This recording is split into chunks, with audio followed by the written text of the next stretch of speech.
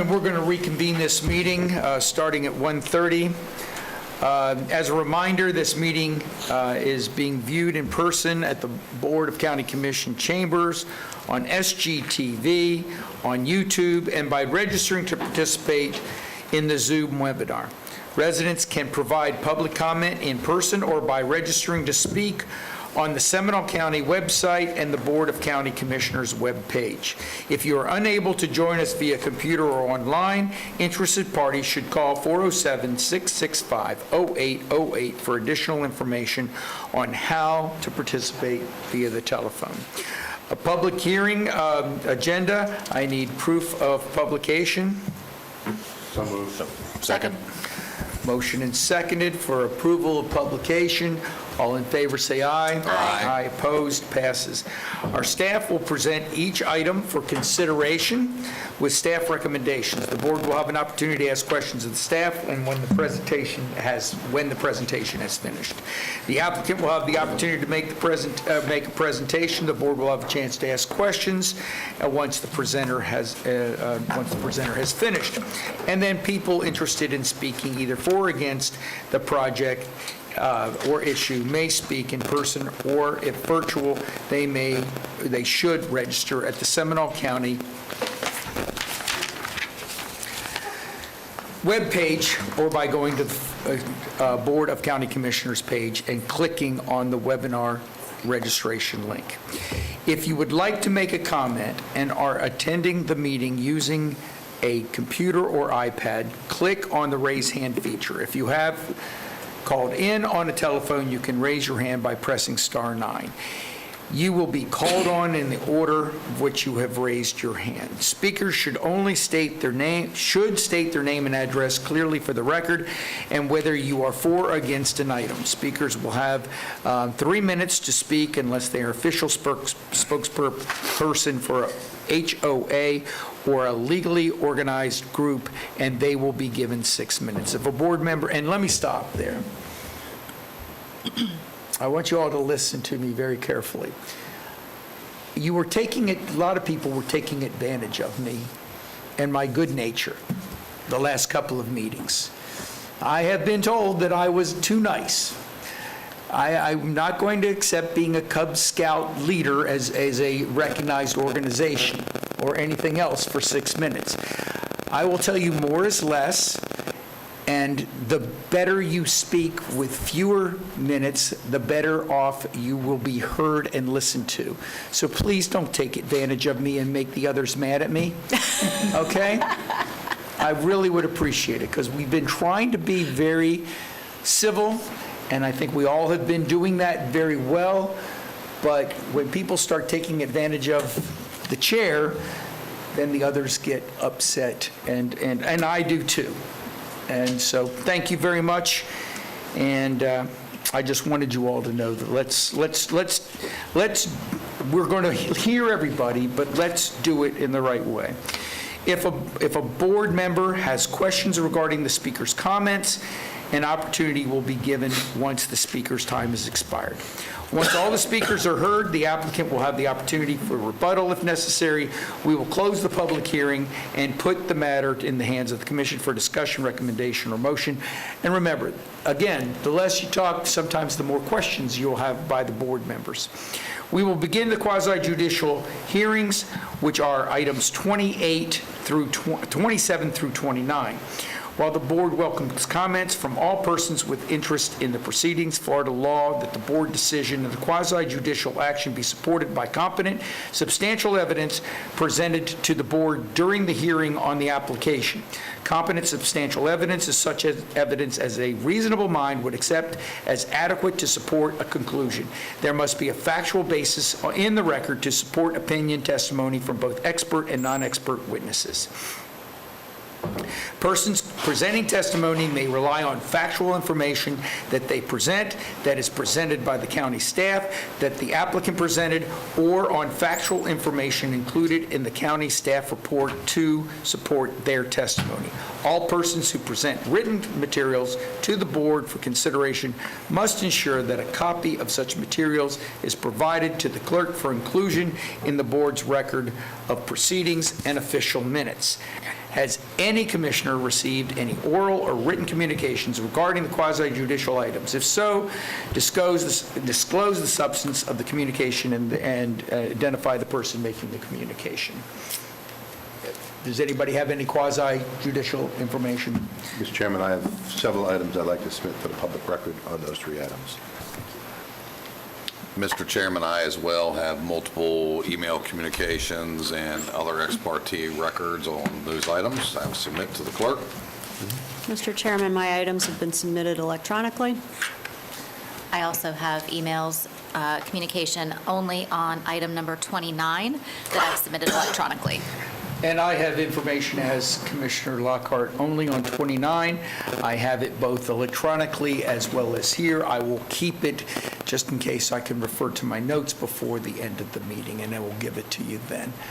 Okay, I do want to tell you all that this is the shorter version that I asked the staff to put together in the writing, so please forgive me for the length of discussion and comment. But it is important, and it is required by law that I state all of those things that I did. Okay, with that, public hearing quasi-judicial, the first one is Pine Level Unnamed Alley Right-of-Way Vacay, and Joy Giles is not here. Unfortunately, Joy is not here today. I will be presenting on her behalf for all of her items. Mary, you are not, it's always a pleasure. By the way, you are going to represent at Links, the Oversight Board. Yes, I will be there. Thank you. Thank you. Just a little, get that out of the way. Okay, Joy, go right ahead, please. I mean, Mary, go right ahead, It's please. okay. I wore my hair up in honor of Joy. For the record, Mary Moskowitz, Planning and Development Services. Item number 27 is the Pine Level unnamed alley right-of-way vacate. The request is to adopt a resolution vacating and abandoning an uncut portion of an unnamed right-of-way as recorded in Plat Book 6, page 37, in the public records of Seminole County, Florida, for property located at the southeast corner of West 18th Street and Tangerine Avenue. The applicant, Seminole County Community Services, petitioned the county to vacate an uncut portion of the unnamed right-of-way lying directly adjacent to the east of lots 1 and 2, Block 12 of the Pine Level Plat, as recorded in Plat Book 6, page 37, in the public records of Seminole County, Florida. Community Services is requesting the vacate for Habitat for Humanity build. The lots will be annexed into the city of Sanford. The portion of the right-of-way to be vacated is the west 7 feet of the 14-foot wide alley on the east side of the two lots owned by the applicant. The east 7 feet of the said alley have been vacated and replatted as the front porch Pine Level Plat, recorded in Plat Book 60, page 68 of the public records of Seminole County, Florida. The applicant has provided letters of no objection from all applicable utility companies, and Public Works has no objection to the request to vacate. As part of the vacate resolution, a 7-foot utility easement will be placed over the subject vacate. This request complies with the requirements of vacating a right-of-way under Section 35.184 of the Land Development Code and the authority in Sections 336.09 and 336.10 Florida statutes. Staff recommends the Board of County Commissioners adopt a resolution vacating and abandoning the uncut portion of the unnamed right-of-way as recorded in Plat Book 6, page 37, in the public records of Seminole County, Florida. Staff is here to answer any questions you may have. Thank you, Ms. Moskowitz. Does anybody have any questions of Mary?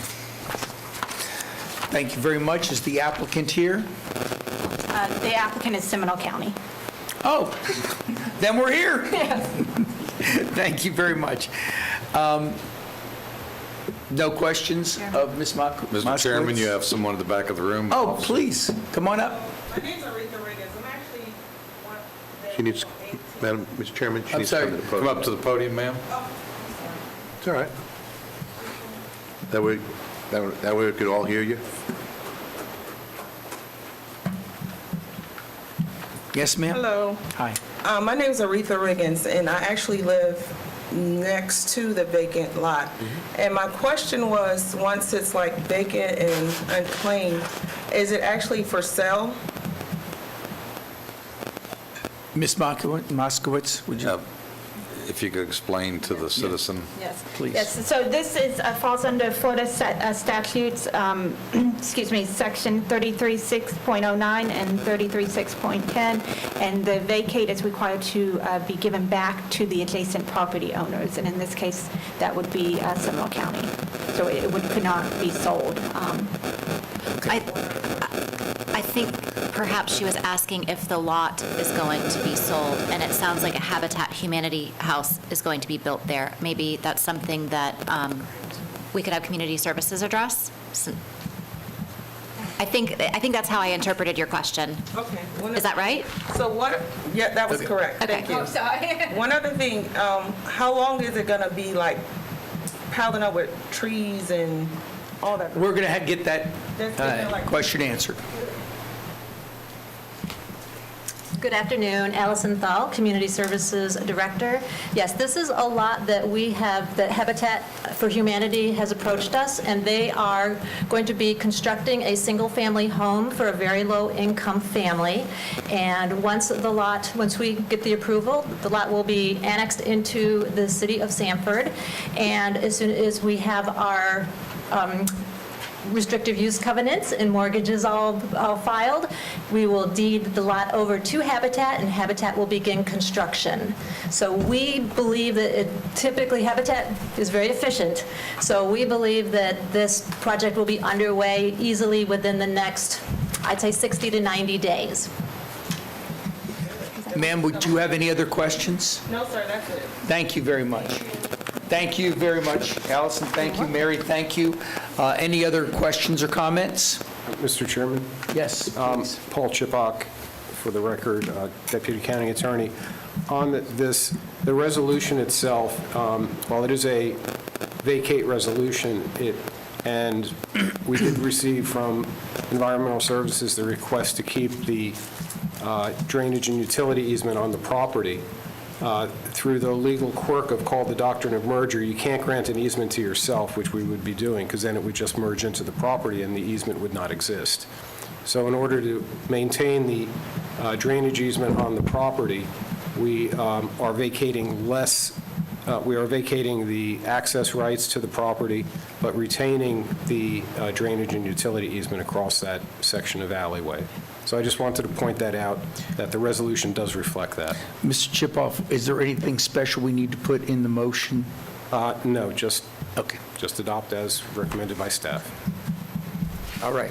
You've heard the explanation of 3 staff members and the questions of the citizen. Is there any other comments? Commissioner Herr? No other comments. I'm prepared to make a motion to adopt the resolution vacating and abandoning an uncut portion of an unnamed right-of-way as recorded in Plat Book 6, page 36, in the public records of Seminole County, Florida. Second. Motion and seconded. Discussion? Seeing none, all in favor say aye. Aye. Opposed? Passes unanimously. Thank you very much. Ms. Moskowitz, number 28, please. 46, right-of-way vacay. Yes, we're just going to load up the PowerPoint. For the record, Mary Moskowitz, Development Services. Item number 28 is a request to adopt a resolution vacating and abandoning an uncut portion of State Road 46, lying in Section 26, Township 19 South, Range 30 East of Seminole County, Florida, for the property located at 2301 West First Street, Sanford, Florida. The applicants, Susan and Robert Parcells, have petitioned the county to vacate an uncut portion of State Road 46, lying directly north of the property, located at 2301 West First Street, Sanford, Florida. The applicants are the property owners of 2301 West First Street. The portion of the property, portion of the right-of-way to be vacated is approximately 0.44 acres and was part of the Florida Department of Transportation taking for the widening of State Road 46 and was later conveyed to Seminole County as right-of-way. Seminole County has no use for the subject 0.44 acres. Since the property is right-of-way, the only way to convey the property is through the vacate process. In addition, conveying the ownership of the property to a private party other than the owner of the property located at 2301 West First Street would then landlock the adjacent parcel. Public Works has no objection to the request to vacate, and the applicant has provided no letters of objection from all applicable utility companies. This request complies with the requirements for vacating right-of-way under Section 35.184 of the Land Development Code and the authority in Sections 33609 and 33610 of Florida statutes. Staff recommends the Board of County Commissioners adopt the resolution vacating and abandoning the uncut portion of State Road 46, lying in Section 26, Township 19 South, and Range 30 East of Seminole County, Florida, for a property located at 2301 West First Street, Sanford. That concludes my presentation, and I'm here to answer any questions you may have. Are there questions of staff? Seeing none, is the applicant here? Seeing that they are not, back to the commission. Is there any questions or motion? I'll make the motion, Chairman, to adopt the resolution vacating and abandoning an uncut portion of SR 46 lying in Section 26, Township 19 South, Range 30 East of Seminole County, Florida, for property located at 2301 West First Street, Sanford, Florida. Second. Motion is second. Any discussion? Seeing none, all in favor say aye. Aye. Opposed, passes unanimously. We are now on 29, Rivers Edge Large-Scale Future Land Use Map Amendment and PD Rezone. Mary. For the record, Mary Mosquartz, Planning and Development Services. This is a request for a large-scale land use map amendment from SE and PD to PD and a rezone from A1 Agriculture and PD Plan Development to PD Plan Development on 134.67 acres located on the east side of East Lake Mary Boulevard, approximately a half-mile north of State Road 46. In 2004, the Board of County Commissioners approved the River Run PD consisting of 104 acres for residential, commercial, conservation, and recreational RV site. The residential portion, the 40 acres, has since been developed as the Sterling Meadows subdivision, and the recreational RV site, consisting of 13 acres, remains vacant and is included in the subject request. In 2007, the Board of County Commissioners approved the River Edge PD consisting of approximately 9.99 acres of the subject site. The PD permitted a maximum density of 3.9 units per net buildable area, permitting townhomes with a maximum lot size of 2,225 square feet and single-family residential with a minimum lot size of 6,000 square feet. The PD was never developed and the entitlements have since expired. The remaining 111.6 acres, 0.68 acres of the subject property has suburban estates future land use designation in A1 zoning. 2 single-family structures currently exist on the site. The applicant is proposing to develop the 134-acre site as a single-family residential subdivision with a density of 3.44 dwelling units per net buildable acre for a maximum of 70 lots with a minimum lot size of 5,500 square feet. Of the 134.67 acres, approximately 114 acres will be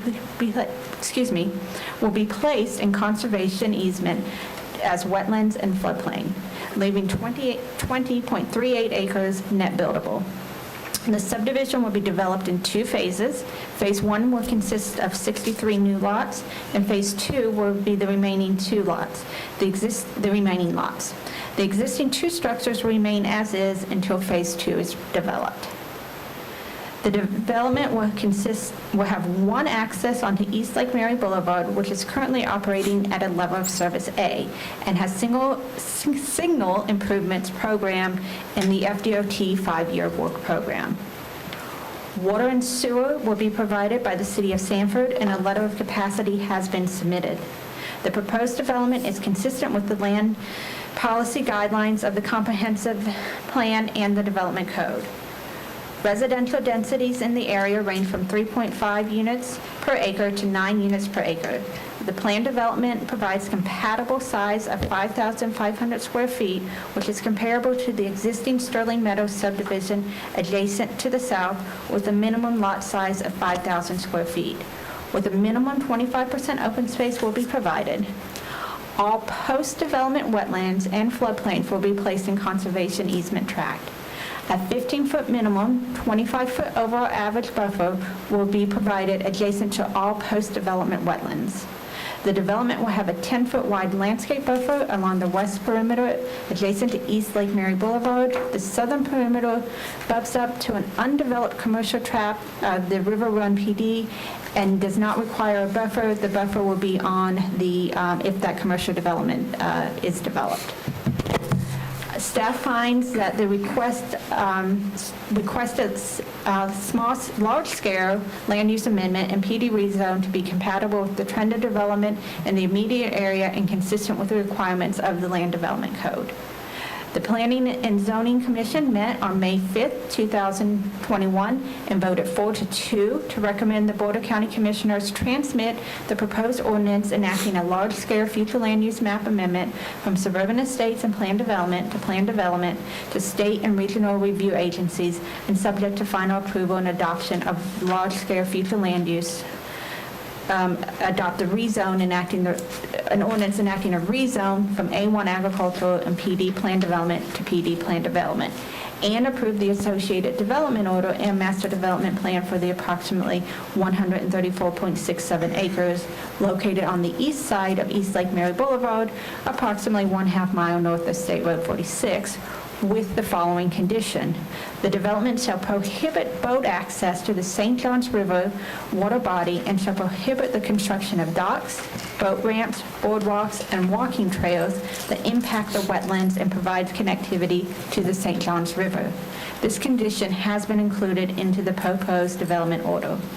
Therefore, staff recommends the Board of County Commissioners transmit the proposed ordinance enacting the large-scale future land use map amendment from suburban estates and plan development to state and regional review agencies, and subject to final approval and adoption, large-scale future land use amendment, of the large-scale future land use amendment, adopt the associated ordinance enacting the rezone from A1 agricultural to PD plan development to PD, and approve the associated development order and master development plan.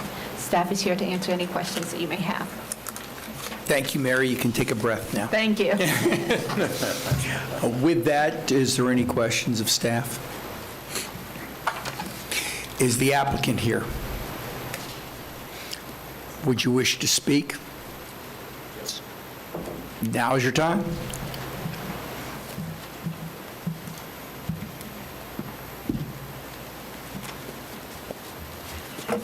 Bill Pagozzi, American Development Construction. Just a few brief comments. Appreciate staff's work on this, and just through short items, the subdivision is about 1/4 mile from the river. The community which we're working forward with will have the same lot sizes as Sterling Meadows, which is the community to the south. We'll also have the same lot sizes as the community to the west, which is Cameron Heights. There will be no docks allowed. The wetlands will be in a conservation easement dedicated to the county and the St. Johns River Water Management District. The density will be approximately 3.2 units per acre.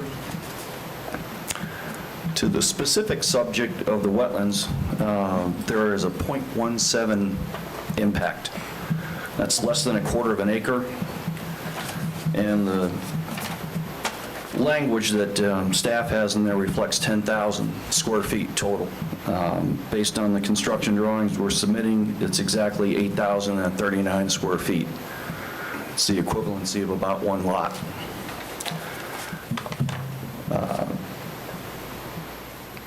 Those wetlands currently have houses and cows on them, so they're not high quality. And we did make an effort to secure additional lots, and we elected not to move forward with that.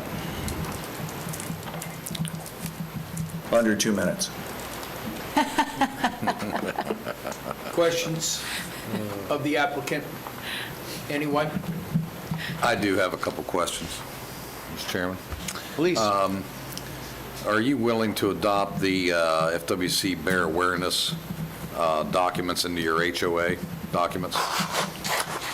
I didn't hear all of that.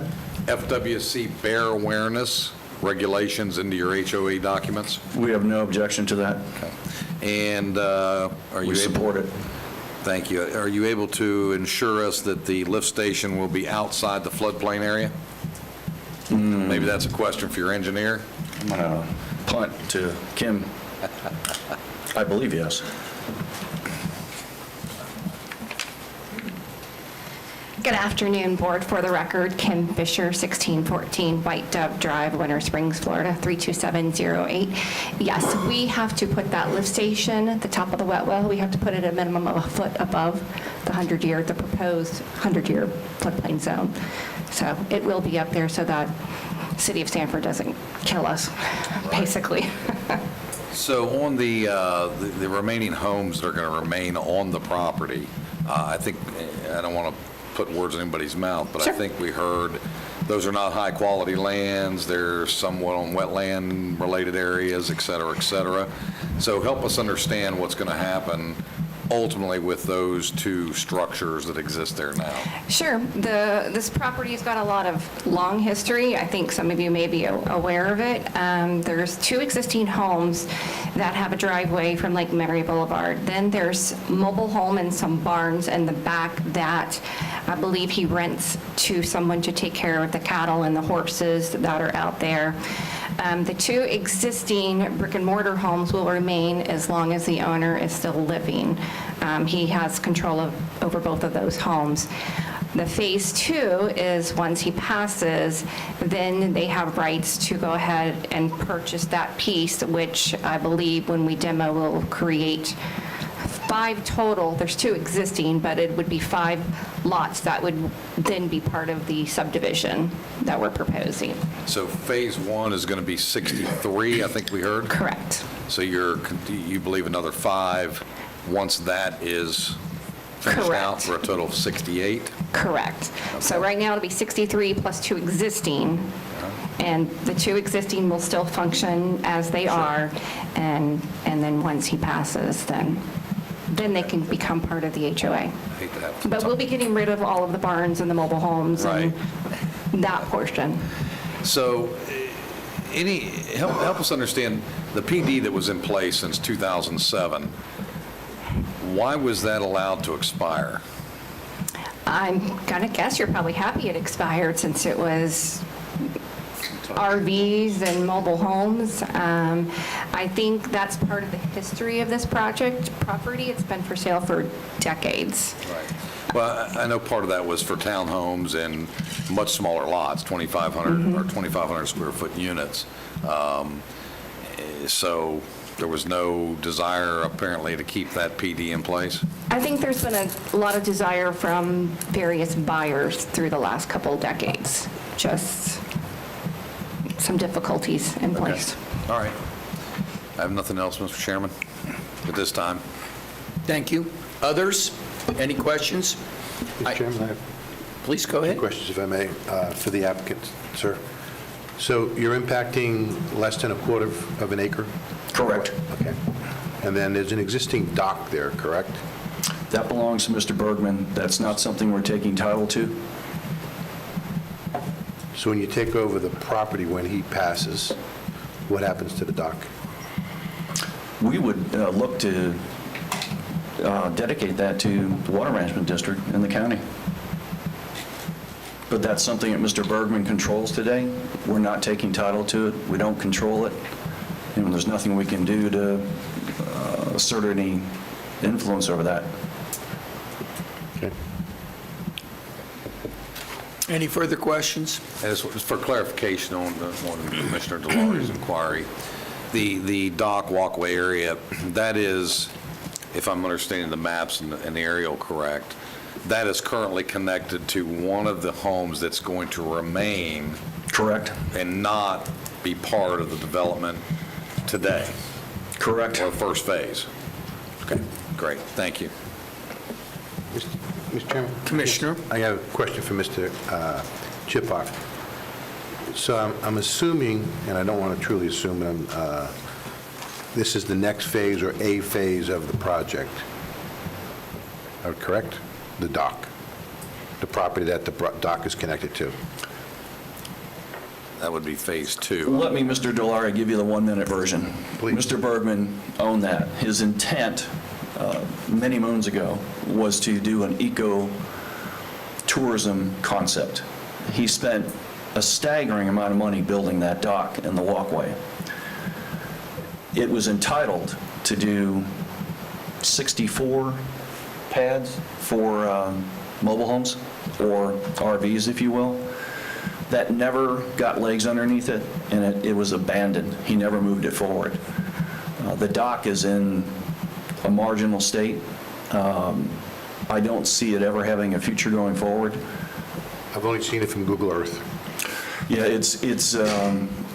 I've walked it at least a half a dozen times, and it's just not in good condition, which is in large part why we don't want anything to do with it.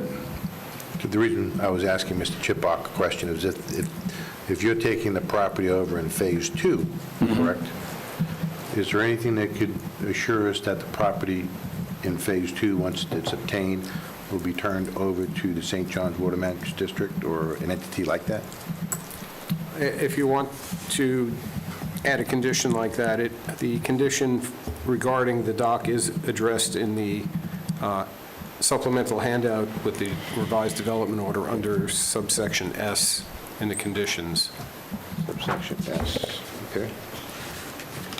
And sir, if I could just add, you would have no objection to adding that to the development order, would you? None. It's here anyway.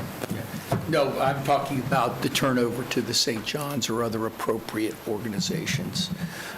Everything else is in what Mr. Pagosius said. In S. I'm not denying what he said, I'm just and trying T. to understand Yeah. how that would happen, and Is there any further questions or comments for the applicant? I just Okay. have Go ahead. just a general question as to why we want the dock turned over to us that's in poor condition, or the St. John's Water Management District. I'll agreed, but go ahead. I'll talk about that. Okay. Well, then go ahead. So I'd rather hear from the public first before Okay. I go there. Yeah, let's, if we will, is there anything else? Did I see your hand up, Commissioner? Yes, but it's related to the language in S, so it sounds Okay. like we're maybe changing it, So so I'll wait. we'll get back to that then, if that's okay. Bill, I'd stay close. Okay. Thank you Right very here. much. Okay. I have 3 individuals that wish to speak. Ms. Haller.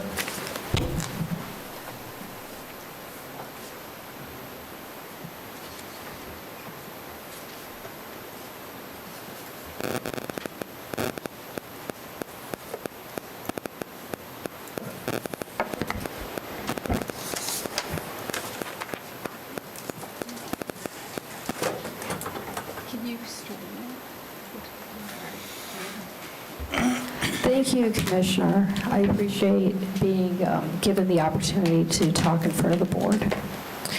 I will be as quick as possible. Cindy Holler, 1731 Beacon Drive. I live near the St. John's River, so I'm vested interest in the health of the St. John's River. So I care about it. I have no financial motives. I just care about the future of Seminole County, the natural resources, the environment, the diminishing wildlife habitat. I understand a property owner has the right to ask for a rezone. The county doesn't have to give it, but this item will pass 3-2. It's my prediction. I am opposed to the rezoning, obviously. 50 to 60 foot lots of less than 20 acres. I mean, I don't like it. I understand they sell. Just because these PDs make money, do they elevate our standard of living? I'm prepared to hear about the need for affordable housing. Again, I've heard about it before. Are these lots supposed to be affordable? Probably not. So the PDs, they give us, I don't know if this is working. Yeah. Okay, they give us crowded schools, more crowded roads, more pollution in the river and the aquifer. And if people keep fertilizing their lawns, which I want to address that. So on the sheet that Mary was kind enough to put up, a couple of things that, how is the county going to guarantee that the land set aside, the other acreage from this 134.67 acres will be preserved? So is that going to be written in the DO to be made a preserve or conservation area? And as an aside, just talking with some of the people I've been talking about in the community recently, I think the county needs to consider a future purchase of the Magnolia Plantation Golf Course for conservation. Also, when is Seminole County going to stop referring to a 2007 firm map? And I understand from a former FEMA employee that the maps are in the process of being updated. So I don't know why this project can't wait for that. So that would be nice if that was addressed. Who's going to maintain the piping so that leaks don't happen and potentially pollute the St. John's? So as we know, piping, no matter what it carries, doesn't last forever. So the area near the 415 flooded last year. And I know that Ms. Fisher addressed that the lift station and the generator are going to be out of the flood zone area, or at least lifted. I appreciate Commissioner Zumbo bringing up the bears. So a little bit of bear stuff. Full disclosure of black bear habitat and gator habitat. I see it over and over again on Nextdoor. Owners or renters need to be notified in the deed, in the document, and also signage put up that, and the county or the HOA might consider providing or requiring bear-proof trash bins along with resident education. As an aside, husband and I had dinner last night with a retired civil engineer who lives in Magnolia Plantation. Told me when he bought in there, he had no idea there were black bears. Friends from the UK who live in Astor Farms, it's not waffle, I'll tell you that. And friends from France said they have no more large wildlife in their countries, all hunted and destroyed. So I think Seminole County needs to think about their legacy. And then a final important point, and I know I talked about it with Chairman Zembauer before, is the Florida native landscape, which I think is really important. So Florida native landscape in yards to reduce the use of fertilizers, and that could potentially increase the nutrient level in the river. And also, those kind of lawns reduce the need for the water, like a St. Augustine lawn requires. Anyway, I think the aquifer, I think the water resources are important to consider. So it'd be nice if the HOA, unlike communities like Retreat at Wekiva, aren't sending people notices that they have to get their lawn to a certain, degree. Anyway, and then just my last point on this, which I'm going to ask that, well, I'll hand it to you. Has the developer submitted everything to the county that they're required for this? And I do appreciate your time. Thank you. Thank you very much. Any questions? No, I would just, on the flood map issue, I think we should make it clear that Seminole County does not control the flood maps. That's a function of FEMA. They are continuously being updated across the country, and FEMA is responsible for that. Some counties, FEMA has gotten more updated than others. It's a constant update, and it's updated based on engineering analysis that's done by private engineers as well during the course of a development process, that those lines are set, and then a LOMAR can be filed to update that flood map for FEMA. And that sword cuts both ways. If you go back 10 years ago, or back to 2007, there was a lot of public outcry after their homes had been built. Now they were in the floodplain. Now they had to buy flood insurance. I'm not saying that's not the right thing to do. I'm just saying that we as a county don't have that control, and we can only rely upon what FEMA gives us. Then we have to rely upon the civil engineer to do their due diligence. So just so we all understand why we use that map, it's because that is the map of reference, notwithstanding anything else that's been given to us otherwise. Okay. I mean, it's 2021, I mean, I appreciate that. I think we need to stop using something that was relevant in 2007.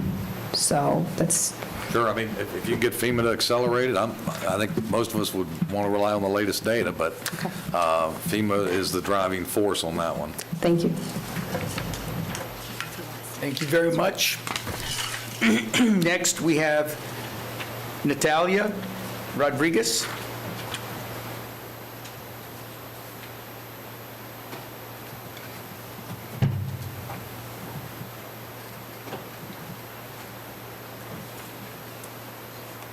Good afternoon, Natalia Rodriguez, 362 Seminole Avenue. Don't worry, I'm only going to ask for my 3 minutes this time. So I was told before this meeting that it was pretty pointless for me to come because, like most everything I've tried to shed light to you guys, it doesn't really, it's like talking to a brick wall, no offense, but call it my penchant for looking at the bright side of things. I'm yet again here. This is a very environmentally sensitive area, and anything done to this land will impact it negatively. You know that, I know that, we all know that. To say you don't know that or to pretend that's not true is kind of insulting to your constituents. To say wetlands in Florida aren't at a quality high enough to build is also ludicrous. You're right, our bodies of water are in distress. They're not at all at the high quality they should be and have been in the past. So your answer to this is to allow more building, more destruction, which will inevitably further degrade the quality of these wetlands, instead of taking a step back and implementing scientific solutions that are available and can reverse the issues. Is this what progress looks like? I think we need to start upholding these developers to a much higher standard. I'm not against development. I have to tell you, I just came from Oviedo, and I just saw on the corner of Claire Lee Evans and Mitchell Hammock, complete destruction. Not one tree was saved. I live in a neighborhood in Lake Mary. I have a 250-year-old oak tree in my yard, right up against my house, so it can be done. I just, and Commissioner Zembauer, I cannot tell you how many times I've heard you say you used to ride your horses. Well, and I'm right there with you. I agree with you on that. It's sad, it's upsetting. I'm a third generation Seminole County resident, and I'm currently raising the fourth generation. I have pride in this county, but what I'm seeing is, it's heartbreaking. And I'm sorry, my passion turns into tears. I'm not really that upset, but I used to play in creeks and rope swings where now is an apartment complex, completely unrecognizable. It's not what I want for my kids. I don't think it's what you want for yours. So please, let's work together. You've got a lot of people back here who are doing their due diligence and are paying attention. I'm asking you to meet us halfway. Let's work together and keep Seminole County beautiful. Thank you. Thank you, Ms. Rodriguez. Any questions? Thank you very much. Next is Ms. Gabby Milch. And Gabby is in support with conditions.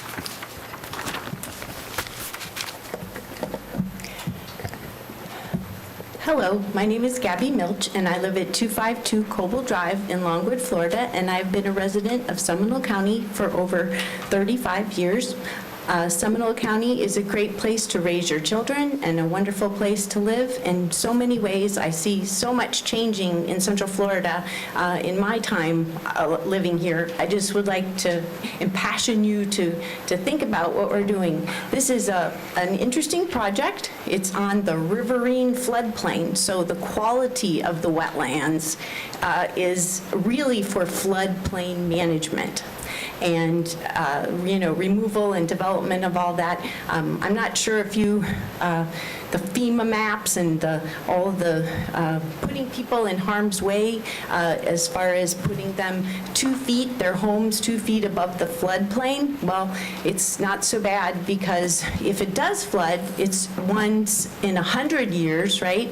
But they only live there for 39 or so the floodplain, right? But I just am concerned that, you build your home 2 feet above the floodplain, and that's what I guess is proposed in this project, that the people who are moving into that place, I know several people who live in the floodplain who don't buy flood insurance, and it becomes a cost to all of us. And so as a taxpayer and a person who has some common sense, I really believe that we need not to be allowing people in the floodplain. And I understand that this project is clustering, and the information meets the standards of the floodplain management, and that they're going to do their due diligence. I just have concerns about the future. This is some statistics. I went to a meeting the other day in Seminole County that put on about their floodplain management program, and there was only 4 of us on the line, and then I think 3 staff members. So it's reported that over 10,500 homes in Seminole County are within the floodplain. Of those, and 150 commercial businesses. So if you just took and figured $500,000 on average for each of those structures or homes, that's about $5.2 billion of real estate. So I know that you don't, if you have insurance, you can build back, but I've heard this commission here talk about out in the Lake Harney area, people taking their boats in and out, and some people like to live like that, and I'm okay with that. And the road to the dump needs to be improved for flooding. So I just hope that we continue on a path of doing the due diligence and keeping people out of the floodplain. Thank you. Thank you very much, Chairman, Ms. Milch. Yes. Can I ask Ms. Milch a Of question? course. Ms. Milch? Someone said before you spoke that you were going to address conditions. I didn't hear that in what you said. Oh, being opposed to all this development really is not in the best interest of the community.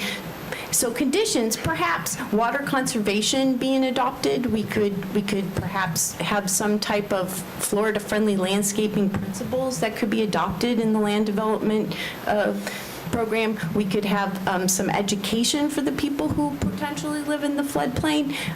We could have learn about Florida native plants and trying to create a more river-friendly type of a landscape instead of our, put the irrigation on. And I'd love to talk more about it in the future. So those were just 2 things that popped in my head. Thank you. Thank you very much. Thank you, Ms. Milch. Gabby. Anyone else have any questions of Ms. Milch? No, I have a question for staff. Okay, so, Well, no, that's okay. No. I was just- I need to calm down. Thank you. No, we don't have any more No, questions. I'll ask Ms. Milch, because Okay. you can probably point me to the right person to ask this question of. So on the, meeting that you had with staff, that you said that there was a floodplain meeting, when they said that the number of homes that were in the floodplain, did they delineate the difference between the finished floor level of the house being in the floodplain, or just the property, a portion of the property is on the floodplain? The meeting was about the floodplain ordinance and the update of the 5-year plan, and it didn't have the specific details about people's finished floor elevations on it. I took a class through FEMA years back, floodplain management, and so when I worked for the city of Maitland, and they were filling in the 100-year floodplain. So Okay. concerns me about flooding. Do we have a staff member here that I could ask that question of? I'm not asking. Yeah, the commissioner has a question on the floodplain. Is somebody going to answer that? Oh, I'm sorry. Don't Mr. go anywhere. Zenbauer has a question for you as well. Go ahead, if staff's there. While the staff is deciding who's going to answer that, Okay, Commissioner, Ms. so were Milch. you invited to be on the floodplain review, ordinance review board, is that what this meeting was about? No, it was a newspaper advertisements I found in the Sunday Orlando Sentinel. I was never invited to a Okay. meeting. I found that on my own. Oh, okay. I know that there's a committee with like 5 or 6 individuals that are citizens, and there's a big array of people involved. Right. That's what I was wondering, whether you were part of that on our citizens board for that, that we review, which is a common thing that we do. I actually sat on that floodplain review board maybe 10 years ago. So I was interested to see if that's what you were referring to. So thank you. Thank you very much, Gabby. Yes, sir. Hello, for the record, Bill White. Great shirt, Review Bill. Engineering. Great shirt. Thank you, good alumni there.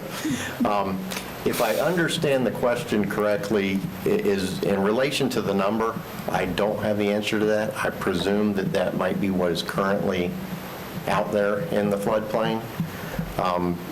As far as development in, moving forward, we do not allow development within the, I want to call it the proposed, the final floodplain. So it may, you may have property that is currently in the floodplain, but upon development, that property or those lots and the roadway access to those lots will not be in the floodplain. And any portion of a lot, the buildable area of that would not be in the floodplain. If there's a portion of a lot that ends up in the floodplain, that's going to end up in a conservation easement. So is there any, I hope I addressed the question at hand, but if not, Well, while people were talking, I went ahead and pulled up the overlay of the FEMA floodplains, the A, AE, and AH. And so I just wanted to see where this is lining up. And then when I heard that number, I thought, well, is that, because my home is partially in a FEMA designated floodplain, but my house is not. My property is, but the finished floor level of my house is not. And so those are two very different conversations. yes. So that's would why I agree. was just wanting to get clarification. And I just don't have that. That's I okay. will try to find that answer out for you, and Okay. I'll email you. Thank you. Okay. Mr. White, if I may. Yes. As I recall, and if there's staff here that can tell us otherwise, last time we reviewed the ordinance, or at least when I sat on that floodplain ordinance review board, it had to do with the grade of the pad had to be X amount of distance above the floodplain. Well, And I think what Commissioner Lockhart is trying to find out, is it that, or is it inside the house, in layman's terms? Is it I think that's what you're asking, maybe? Well, no, I was asking what I asked. I got my answer. Okay, Thank you. all right. Thank you, Mr. White. you good? Okay. Great. Thank you. Okay. At the last second, I received another public comment information form. Wafa, you really don't have to do this every time. I mean bring this at the last minute every time. You can turn it in with everybody else's. Yeah, I know you want to be last, but I want to save you some time from hearing my voice. I'm just trying to be nice and tell you can turn this in. I'll call on you, don't worry. No, I understand. WAFA Esposito 5040 Hawks Hammock Way. Sometimes I don't have to say something if I don't need to, but I actually been in communication with Ms. Valentine because I heard about this meeting and I wanted to know. We came in front of you 3 years ago and asking if a task force could take place and study the situation of the flooding. And I must say there is a lot of initiative you've been taking to fix the problems of the flooding. However, to see this study take place and not invite the people who actually wanted to know about it and attended and are interested in it or asked for it. So I didn't even receive a letter on it, so I don't know how they are doing the study, what the purpose of it, the scope, or anything. We would like to shed light on that because a flood is an issue. I also would like, at some point, for you to tell us all these initiatives that you've been taking to remediate, mitigate flooding, how much they are coming to cost, and with if we would study the land that had been built and now been flooding, is that without having to wait for FEMA, could we be progressive and say, well, we learned by experience, if we do this close to the river and this will flood, will cost us lift station, generator, more retention pond that we have to buy. I don't know if it's really worth it. It seems like they build and go, and then we are all stuck with the expenses. So it would be nice that you can share with us all the improvement projects that have been taken care at what cost and what was the reason for it, if not being the impact of other developments. So we at least make those developments smaller. Thank you so much. Thank you, Wafa. Okay, is there anybody here in the audience in public hearing? Sir, did you fill out a form? No. Would you please come on up, and would you please fill out a form? In the front, sir. I think Wafa's getting you one. But you can speak now, and we can fill it out. Thank you, sir.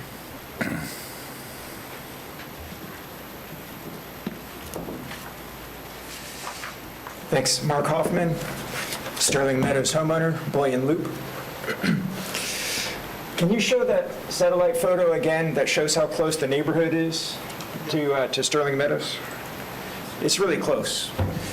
And when I bought my house, I was told that the forest is a conservation area and nothing would ever be built there. And the comp plan also protects the natural resources, including the forests. That neighborhood it looks really close. I was talking with Joy Giles about it through email, about how close it would be and how many trees would be able to survive to protect that northern view from Bullion Loop. Thanks.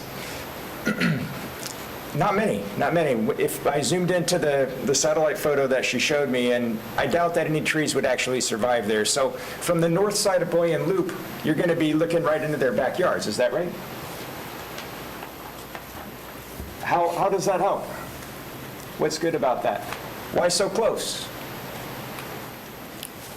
I bought my house for the view, and this is just going to destroy it. Thanks. Thank you, Mr. Hoffman.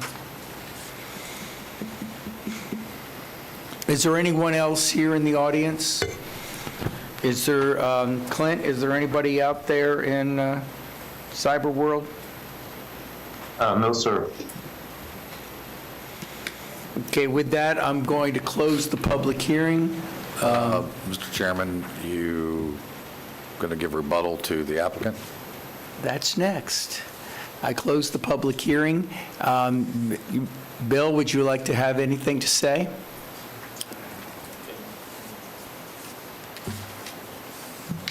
And for the record, I'm calling him Bill because I can pronounce that. I don't know how to pronounce his last name well. So Pagozzi. Again, Ken Fisher for the record. I just wanted to clear up some of the floodplain stuff, and I'll try not to use acronyms. So when we do our post-development, our houses, none of the houses will be in the 100-year flood zone. So we have to submit a CLOMAR to FEMA to remove those. And the way we remove those is volumetrically. So here's a contour line for pre-existing, and then here's a contour line for post conditions. And then we have to take the volume from that, take it from here and put it here. It's your local ordinance that sets how far above the finished floor we go. So Seminole County's local ordinance is 1.0 feet. You have other communities that are higher, but the current floodplain ordinance is 1 feet. But none of the home builders are going to want the home buyers to have flood insurance because it's expensive. And the amount of your flood insurance varies from community to community. So we won't have any houses in the floodplain, so just wanted to clarify that. And most likely yours is properties, not building, to your question. I'm sorry? Your question to Bill, it's going to be number of properties, not buildings. Appreciate that. Stay there. Stay there. And Bill, you might want to come down here, okay? So save time. Both of you stay there. Further questions Commissioner Zimbauer, do you have questions? I do. Is anybody else right now? I mean, I'll call on you if you don't, but I would like to ask a few questions too, but go ahead, Mr. Zimbauer. Thank you, Mr. Chairman. So there was discussion earlier about the dock and the walkway and how it's tied to the existing property that's not going to be developed, but at some later time, there's an arrangement with the property owner that you would take that over, and that would be Phase 2. And there was discussion about giving that dock and walkway over to St. John's or to the county. Are you willing to vacate and dismantle and remove it at that time so that dock and structure is completely out of that wetland area as it exists today?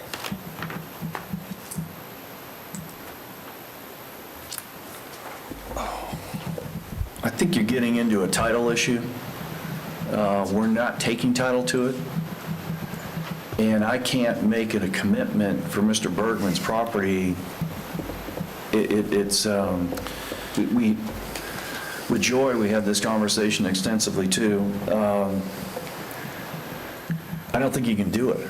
Okay. I can ask Paul if he, could give me a... Sure, and we'll go there, but you're asking for, at this hearing, development rights or entitlements. Correct. To Phase 1 and Phase 2. And Phase 2 is, I think what I'm understanding is Mr. Bergman's current residence. Correct. That the dock is tied to and the walkway is tied to. So with that understanding, Mr. Chipbock, there should be no reason we can't put that in a development order. Is that correct? I guess my question back to you is what exactly are you looking for to put into the development order? To dismantle and totally remove the walkway and dock that currently exists, which is going to be subject to Phase 2 development that's being requested here today. At the point that you have at the point that the current owner is deceased and the Which is, land... that's when Phase 2 kicks in. Phase 2. Right. Because the current language in the development order, and I'll just go by what we have and whether we have to modify that, again, does state that while under private ownership, all residents of the Phase 1 development will be prohibited from accessing the boardwalk and dock. If the ownership is conveyed to the homeowners association, the association shall determine if the dock will become an amenity of the subdivision residents or if it will be prohibited, or if access will be prohibited. And then also, the existing dock will only be utilized for pedestrian use, and launching and storage of watercraft will not be permitted. That's subsection T, and I think that's okay, and everybody's on the same page on that one. So the question becomes, when Phase 2 kicks in and the property is given over to the developer, you want a condition that the dock will be removed. Correct. He's asking if it can be done, yes. Because at the time that Phase 2 kicks in, the property will be going over to the developer. So yes, if that's a condition that you want to put in there. Sure, that's... Now, is it essential that the dock be removed, or just that future access to the dock be prohibited, and leave it as a remnant of deteriorating dock? No. No. That becomes a problem. Did you hear that? I want to make it clear that my question is to vacate and remove in its entirety. That's why I'm asking for clarification. Sure. Okay. Go ahead. Are you still? There's an element to this that you got to blend into it. Okay. And this comes from somebody who's been a contractor their whole life. You got to get a permit to do that. Sure. So the St. John's has to weigh in on that. So again, I'm right there with you. But first and foremost, if we don't take title, we don't get to respond with the level of conviction that you're asking for. Number two, the easement's going to the St. Johns River Water Management District. They have to weigh in on this because they're going to have to get the permit to remove that. Understood. And so I just want to be as crystal clear as possible that that's something that we can't give you what you're asking for. I mean, because we, A, don't have title, and B, the Water Management District's ultimately going to have title to it. So Okay. they got to get the permit to remove it. if they would want to do it. And you got to bring a lot of equipment in to remove that dock. Okay. That's a long walkway, and it's all built in a wetland. Okay. Understood. Got it. Okay. Commissioner Zimbauer? I think that's all I have for the moment.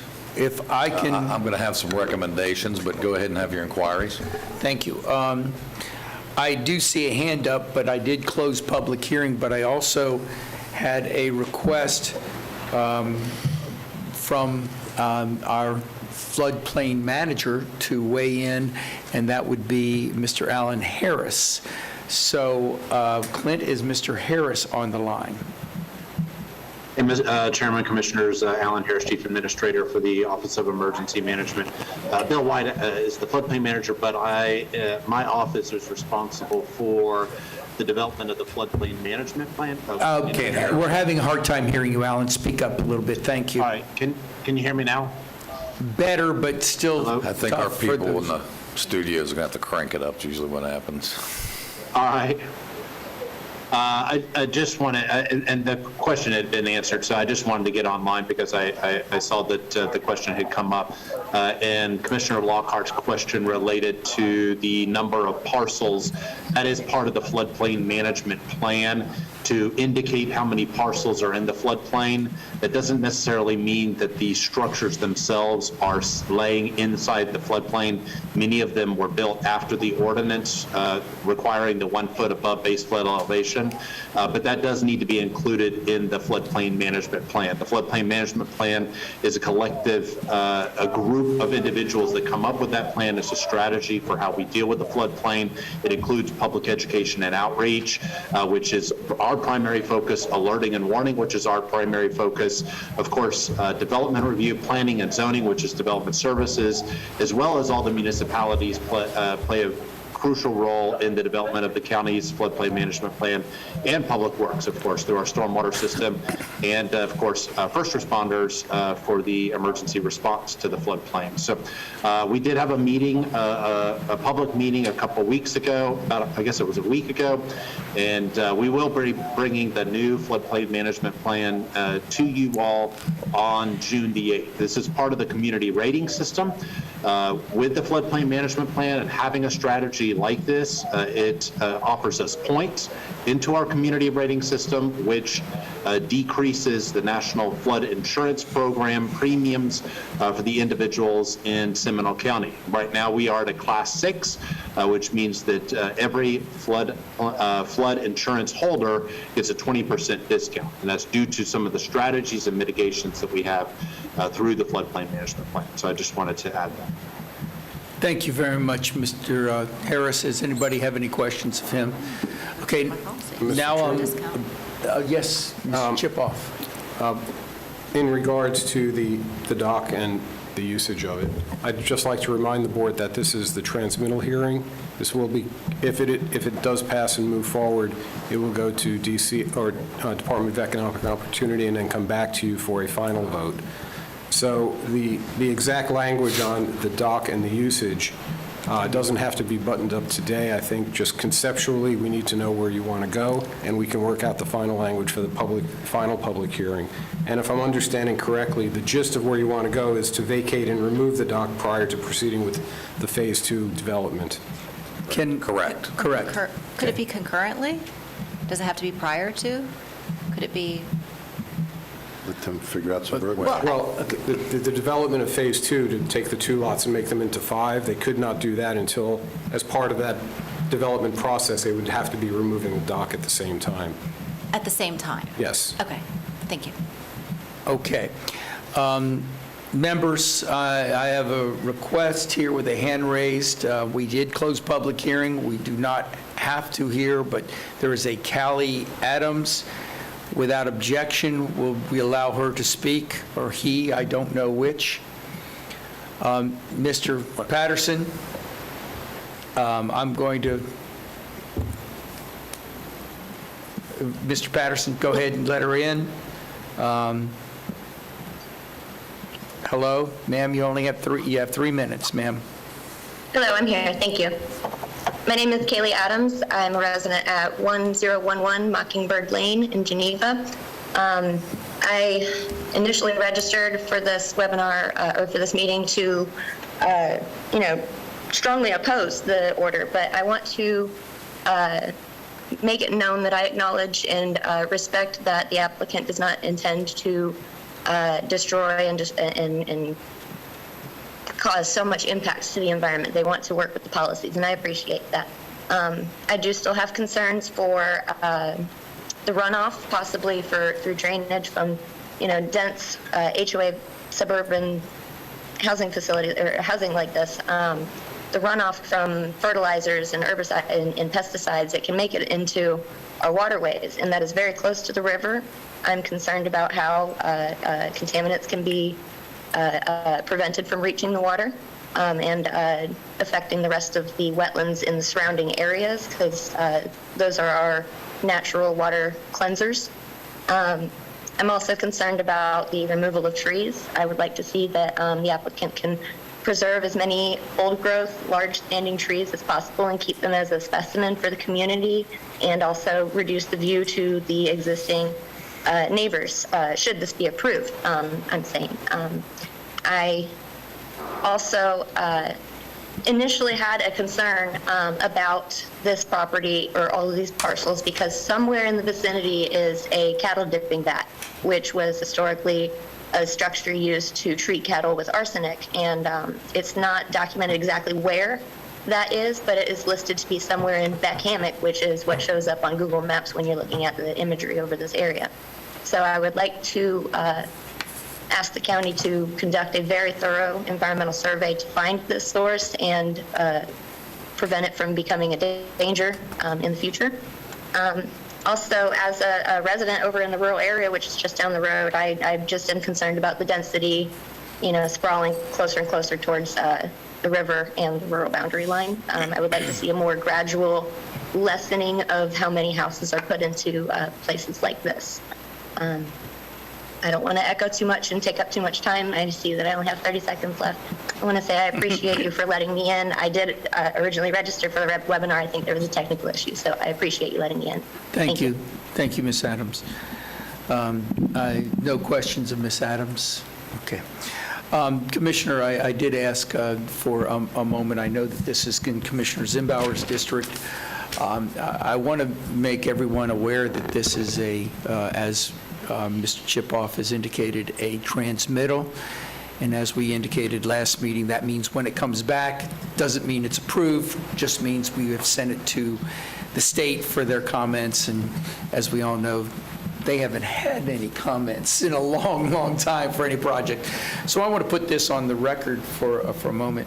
I appreciate what Commissioner Zimbauer requested and I believe wants to do as far as the dock.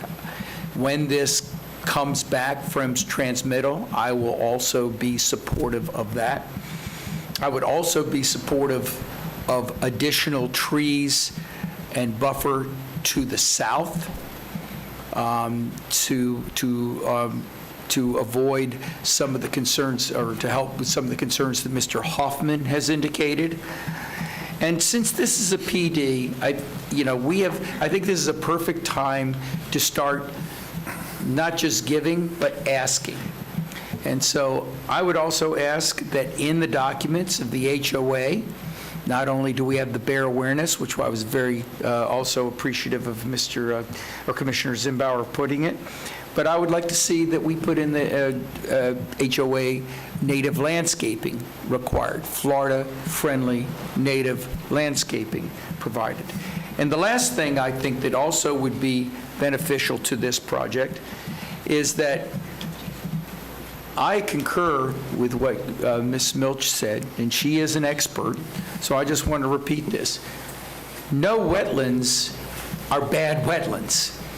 And there are two properties that touch the wetlands in this project, and I would suggest that the best course would be to avoid going into any wetlands, especially in that very sensitive area near the St. John's, which is going to go into a conservation area. So those are my 5 requests. as part of the documents when this comes back, because we don't necessarily have to put them in. And I would also like to give the engineer and the applicant the opportunity to work these into their plan. And I will repeat them again. The removal and the vacay of the dock, once that dock is being controlled, understanding that we'd have to be subject to a permit. Native landscaping, part of the documents of the HOA, Florida-friendly native landscaping. A bear awareness program as per the Florida Wildlife Conservation Program, including signs. No development of any wetlands in that area, and additional trees to the south of the project that's up against the other project there, to maintain some of their less avoidance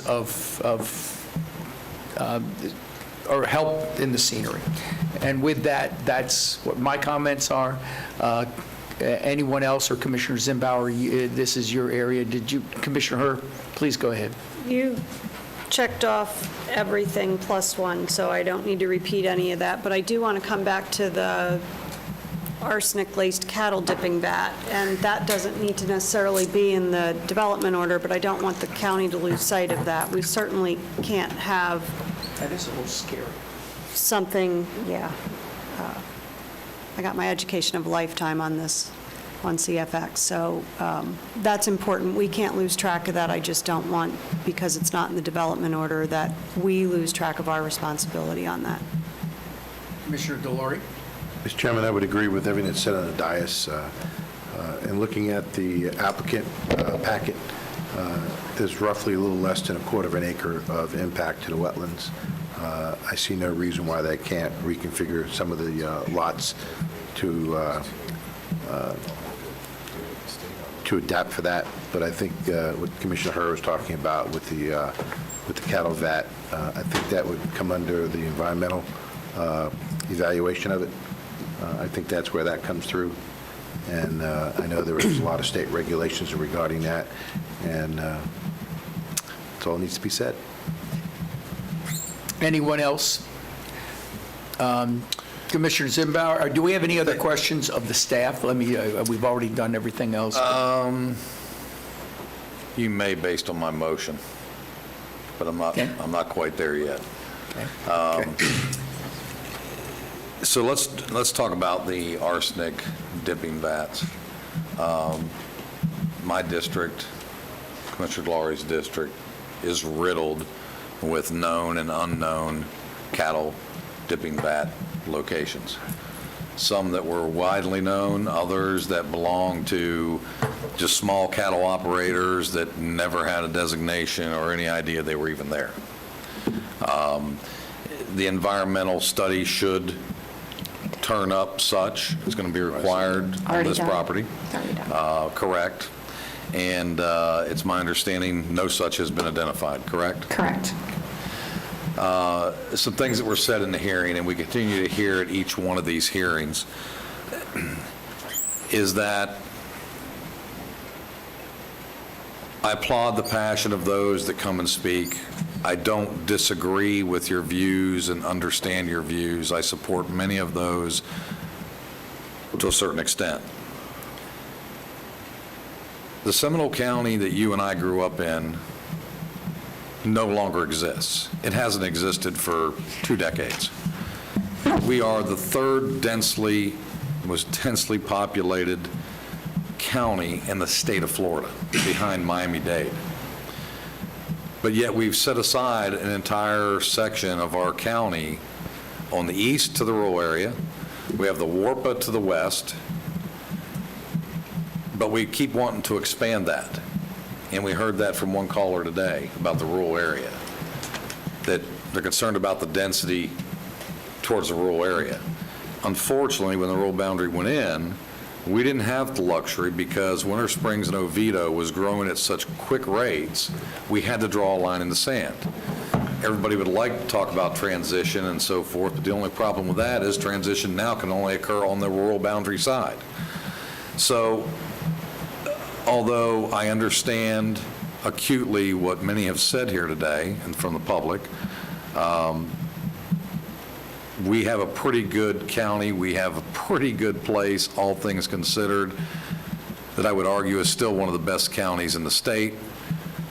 Florida's a natural choice. Now, I realize that each piece of property, each development has some impact upon that, and so we have to do that wisely. On this particular project, you know, I have some concerns. I like the fact that we've put aside about 114 acres in the conservation. I think that's a great thing, and I applaud that. But I also have concern about the dock that was mentioned, and I also have a concern about the small wetland impact. And then I'm really concerned about the discussion about taking deed to the property and being able to commit on the dock removal, which makes me wonder what arrangement really exists to take over that final section of property. And one side of me says, well, maybe we should be discussing phase one only and not phase two, because I got the sense that perhaps there could be a situation where phase two may not happen if something occurs with the current resident and owner of those parcels on that 1.4 acres of ground. So before I make the motion, Mr. Chairman, I want to ask the developer a very direct question so that all of us understand. Phase two, is it locked in or is it not locked in? In other words, you're asking us to consider this. So what concerns me is the title conversation. So either you have the rights to eventually take title or you do not. I'm going to let Bill speak on the title. We have to include it in the PD because Understood. we're carving out the property on that. Understood. And then I just want to clarify in the wetlands, we're mostly impacting buffer, not actual wetlands. It's probably maybe 200 square feet wetlands, but it's actually the buffer. Understood. But title stuff.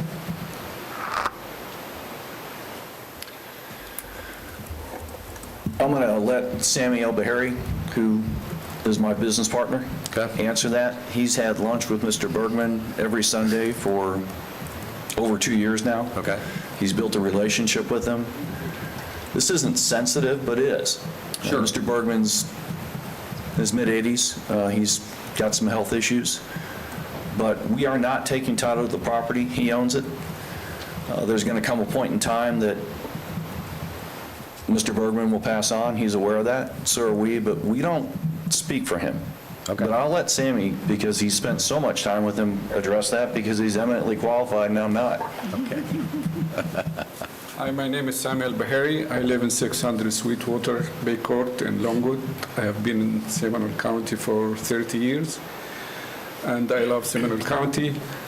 On this particular project, Mr. Bergman, he owned 2 houses, and he's not intending to sell them to us at this point, and we are not going to develop phase 2 at this point. We are going to develop only phase 1, and for phase 1, we don't have any access to the dock or the walkway.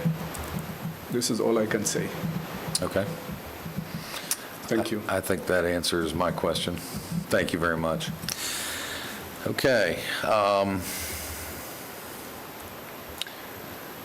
This is going to be a very interesting motion that I'm going to have to ask some latitude that staff and our legal team follow us because of what we've just discussed. And Commissioner Zimbauer, if I might say, you know, a lot of the things that I've asked for, we can do that when it comes back. Understood. Okay? I just want to make sure that. I just want to try to make the record as clear as possible on the front end so we don't get fuzzy on the midterm. So, as the district commissioner, I'm prepared to make the following motion with additional conditions. Make a motion to transmit the ordinance enacting a large-scale future land use map amendment from suburban estates and plan development to plan development to the State and Regional Review Agency, and subject to final approval and adoption of a large-scale future land use amendment ordinance, adopt the associated ordinance enacting a rezone from A1 agriculture to PD plan development to PD plan development, and approve the associated development order and master development plan for approximately 134.67 acres located on the east side of East Lake Mary Boulevard, approximately half a mile north of State Road 46, and for a maximum of 65 units, include the FWC Bear Awareness Program and the HOA, vacate and remove the walkway and the dock with, of course, permitting from St. John's, and include at least 50% native landscape in the development of the project. That's it. There's a motion. Is there a second? I'll second for purposes of discussion. Sorry about that. Purposes of discussion. Question with regard to buffer to the south, that was omitted? I just want to make sure it was omitted on purpose. It was omitted. Okay. But we have a reduced ask in the motion. Understood. From 70 to 65. Understood, just clarifying. And then Florida landscape was a 50% Florida landscape at the initial, but no mention of homeowner association recommendations, et cetera. You mean as far as maintaining that? Yeah, we'd have to incorporate that in the HOA as part of the DO. Once it's in the DO, it is part of that whole. The motion didn't say it, so I'm just Yeah, clarifying. No, exactly. Commissioner Delory? Mr. Chairman, just for clarification purposes, Commissioner, I know you went to a reduced number of units. Is there an intent to increase any of the buffers or just to increase the lot sizes? So what I'm trying to do is attempt to cover a couple things. That's why I'm asking. Give the developer the opportunity to be a little more creative, number one. And number two, quite honestly, I've got some concern with what's going to happen with Phase 2. And whether it ever happens or not, based on what we've heard. So Phase 2 was proposed for 5 units. We have some impact to about 200, 250, arguably, whatever that might be, of wetlands.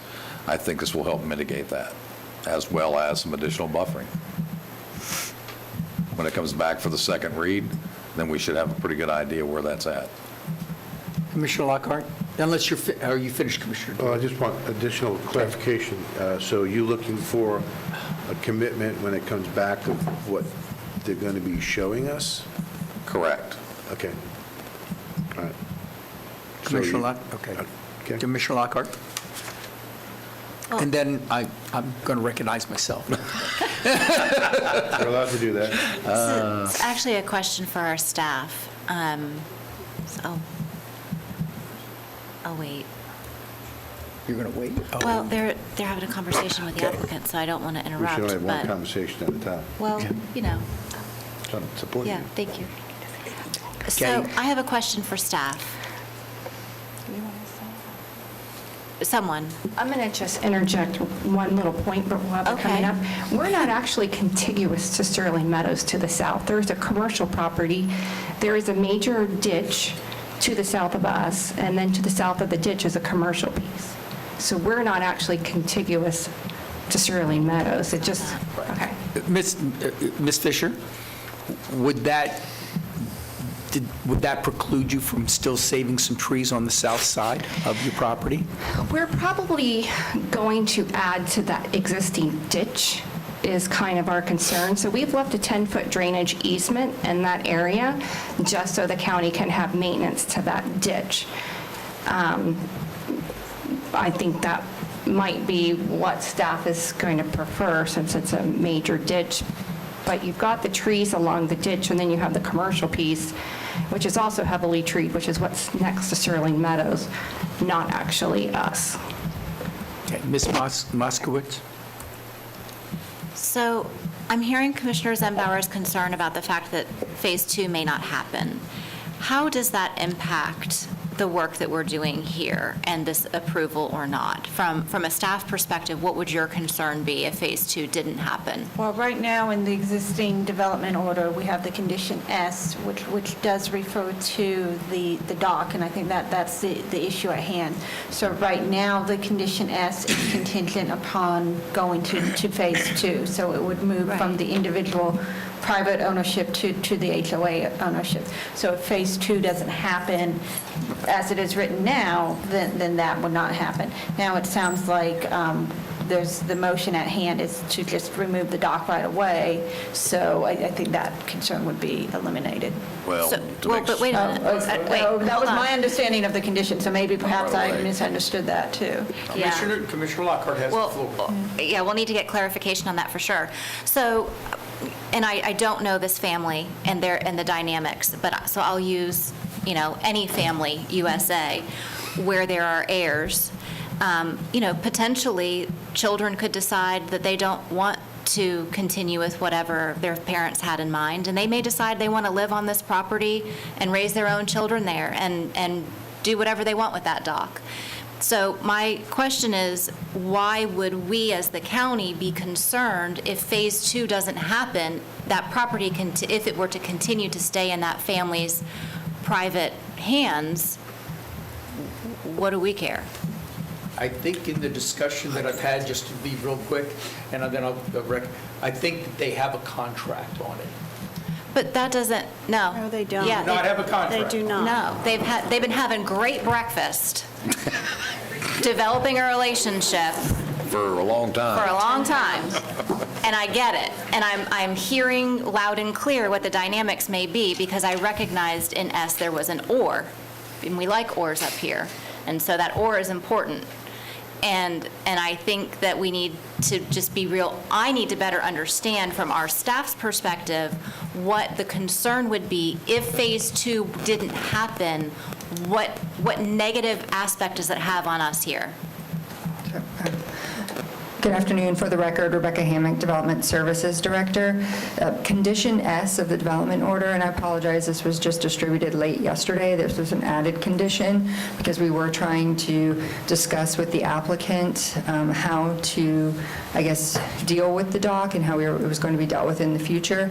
But the condition does state that if it remains in private ownership and isn't developed in Phase 2, then it would just stay with the current owner or his heirs.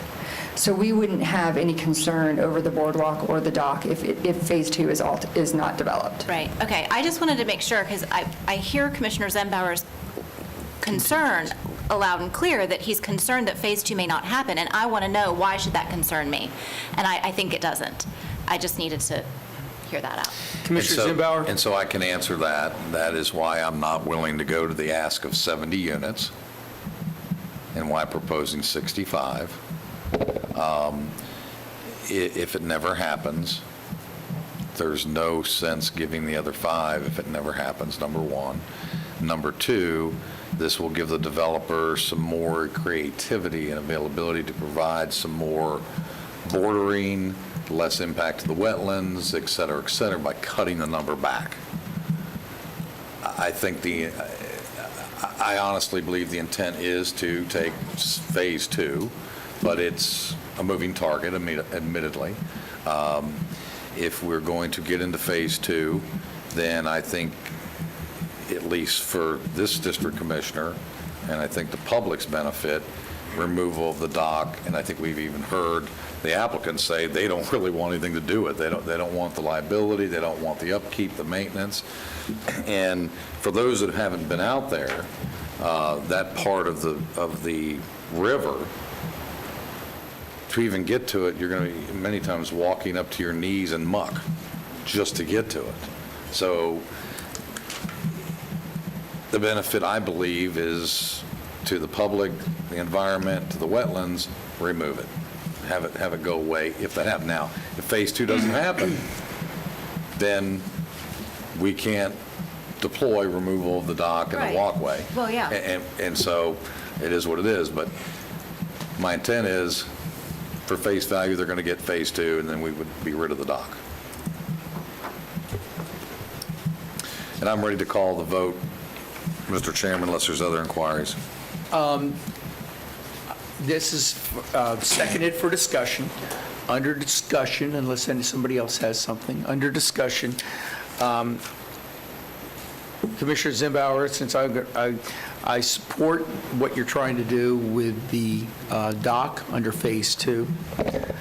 I support the reduction of units. I wish that you had given some direction as to, even though you want them to have flexibility, I wish you'd give some direction that there would be more of a wooded area to the south. I did not hear in your motion of no intrusion into the wetlands, no development into the wetlands. Is that something that you could add to your motion? Happy to take a friendly amendment and consider it. Also, I do believe that if we're going to be successful with Florida-friendly landscaping, it needs to be 100%, and how would we go back and do 50%? And so I would entertain those two friendly amendments of the native landscaping and of the no development in the wetlands. So you're making that motion, Mr. Chairman? No, I'm asking someone else to make the motion. I'll make that motion, Mr. Chairman. Is there a second to that? Just point of order, we have a motion and a second on the table. This is an amendment This is to an the motion. amendment to the motion. Yes, it is. Can I ask a clarification on the Florida-friendly? Mm-hmm. So how, I mean, I get Florida-friendly landscaping, but 100%. So does that mean we're doing Bahia grass? No, I didn't. What are we doing? I didn't say that. Well, That would be something that would be put in the documents of the of the homeowners association. Florida-friendly landscaping is very well documented. You don't have to. There's a number of different variations, and it just I know, be in the and that's homeowners why I'm trying to get direction to these folks. If you're saying it has to be 100% Florida-friendly, what? for each home. And I don't see where that would be. I don't want to give them so much direction as that means Bahia. I'm just saying Florida-friendly landscaping. Yeah, okay. So Well, we're doing 50. I would like to see 100 in that, especially in that very sensitive area. Commissioner Delory made the motion. Is there a second to the friendly amendment? I don't hear one. Is there any interest in no development in the wetlands, which he would say accepted in the friendly amendment? I would second that. Okay, Commissioner Delory made the motion for that, seconded by Commissioner Herr. Is there any discussion? Seeing none, all in favor of the friendly amendment, say aye. Aye. Opposed? Passes. We are now on the amendment, the main amendment as amended. And I will just say once again, before we make the motion, that when it comes back, I am once again going to, maybe with a little bit more authority, push for some of these other suggestions, because I do believe that this is a good time, especially with PDs, to put in where we can and where it is very appropriate, Florida-friendly landscaping. We do have right now, it's at 50%. Okay, with that, is there any further debate? Seeing none, all in favor say aye. Aye. Opposed? It passes unanimously. Bill, I hope you heard what I asked for. Okay, thank you. I'll be looking forward to talking to you. And thank you, my fellow commissioners, for giving me the latitude to work our way through that very complex ask. And before you leave, Natalie, just for all of you, I just want you to know, we do hear you. And I think you understand that, this commission in varying degrees believes in certain things. I think we all believe very strongly in the environment. And all of us have our own ways of exploring that and also expressing that. But to come in and to say we never listen or anything, I just want you all to know we do, and that goes for all of us, not just those that have a record of being strong environmentalists. I think all of us here do listen, and we do take into consideration each specific area and try to find the best way to answer those, whether we win or lose. But thank you very much. Mr. Chairman, could we take a 10-minute? We're almost done, but yeah. No, I don't think you're almost done, but every time I hear I'm that, kidding. that's I'm another kidding. 2 hours. No, yes, that's fine. We'll take a 10-minute break Thank if you. that's okay with everybody. Yep. Drink.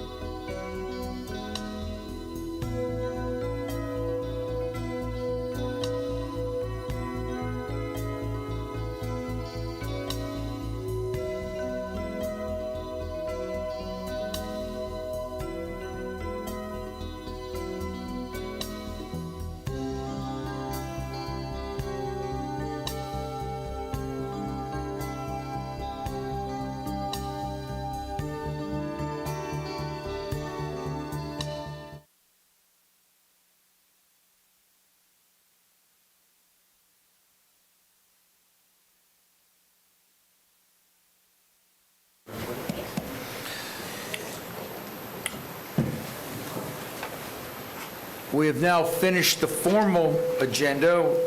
We're going into the county manager report. I believe we have here a legislative update, but Ms. Johnson has said that she doesn't have anything that she wants to talk about today.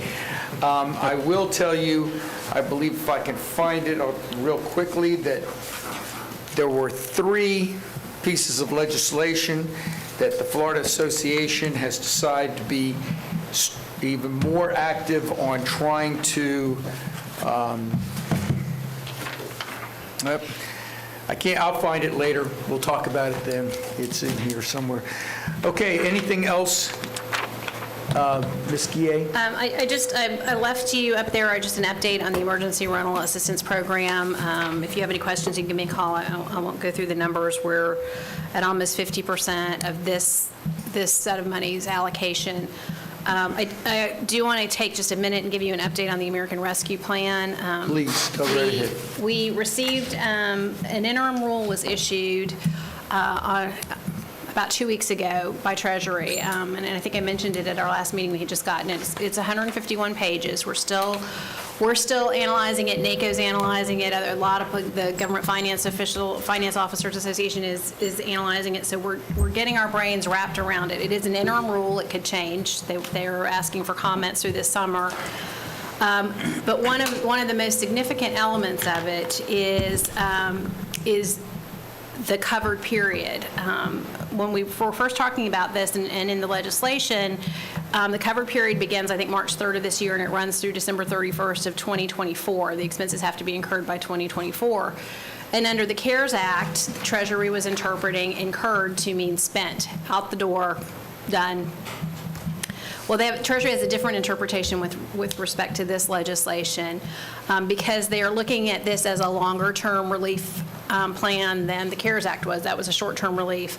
So their interpretation now is incurred means committed, and so the funds have to be committed by December 31st of 2024. We have until December 31st of 2026 to actually expend the dollars, so that we've got a couple extra years, which is good because, of course, some of the eligible projects are infrastructure projects, and I think the Treasury has recognized that it's going to take a little bit longer to do some of these projects. The other reason that is good is there is still discussion about other federal funding that may come down. And so this gives us an opportunity to take a little bit more time and understand how we can leverage those additional programs and get the most out of this money. So we're continuing. There was just a notice issued on some broadband grants that were available through the federal government. So those will open up in August. So understanding they have not issued any guidance on that yet. And there, of course, is the jobs bill, infrastructure bill, whatever. I can't, they're calling it something different every week. But that should have some significant money that may cover some of the water and sewer projects that could also be covered by the American Rescue Plan. So we're still refining, and we'll get with you as we have a better idea of what we can expend these monies. We are looking at definitively using some of those dollars for the website and upgrading some of the virtual services that we have. So that's a nearer term project. The other thing that I would like that we've gotten some information on with respect to broadband, we've talked to the State Department of Economic Opportunity. They still don't know what the state's going to do with their allocation of dollars that can be used for broadband, but they did give us some good advice about what other counties are doing. Several counties are looking at hiring or have already hired consultants to help them assess what their broadband needs are. And they sent us some good sample RFPs. They identified which ones were better in which counties. So we may be coming back to you in the very short near term to either piggyback on one of those contracts or to issue a procurement, just so we can get moving on getting somebody out there who can help us understand what our needs are from a broadband standpoint. I have also been meeting with the cities. I think I mentioned that to you. There seems to be agreement, at least across the management teams, that we would do one consistent set of individual and business incentive programs, if that's something that this board wants to pursue, similar to what we did under the CARES Act, but probably to a much lesser degree. And with respect to the small bit, this bill, just like the original, the CARES Act legislation, specifies small business incentives and assistance. We The concept that we're talking about on that with the cities is just doing something similar to what we did under CARES Act, where based on the size of the business, you would get $5,000, $10,000, or $15,000 grant, and we would just have this sort of Chinese menu of these are the things that would be eligible for those expenditures if they wanted to do it as hiring bonuses. That's something that you guys have talked about, or hiring incentives, or they needed to pay for marketing or any of those eligible expenses. We would give them a list of things, and they would have to certify that they were used for that. That's kind of the concept we're working with. There seems to be a desire on the part of the cities that the county administer the program, which actually makes sense because we've been there before. It would involve, they would allocate however much money they wanted to allocate for that kind of assistance within their jurisdiction. And we would allocate until it's gone, and then there would also be an administrative fee associated with that to help us offset some of our administrative costs for that. So those are the concepts that we're talking about with the cities right now. And as we have more information, we'll come back to you with a more definitive plan. We do need to submit an initial plan by the end of July. End of July or beginning of July, Lori? In July, we have to submit an initial plan for the money. I can't remember the date. And then we have to do a quarterly report in August. So we're going to have to get moving on something and bring something to you. Probably at the next meeting, we'll have just a draft, a refinement of what we originally talked about.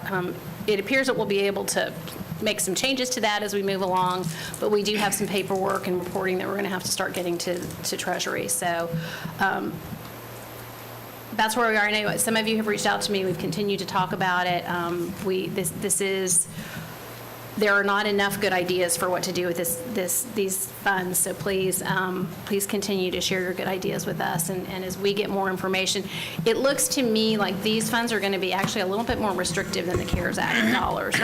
They're not quite we were able to do a lot of creative things because we only had 6 months, at least we thought at the time, to spend those dollars. I think they're going to be a little more discerning, particularly with the requirement for a plan and some of the reporting requirements. And everybody's not sort of in a hurry. I think that there will be a little more scrutiny on what we're doing, so we might need to be a little more thoughtful in how we approach this. So again, not enough good ideas, so we'll continue to coordinate with you. Thank you very much. Any questions of the county manager? Commissioner Herr.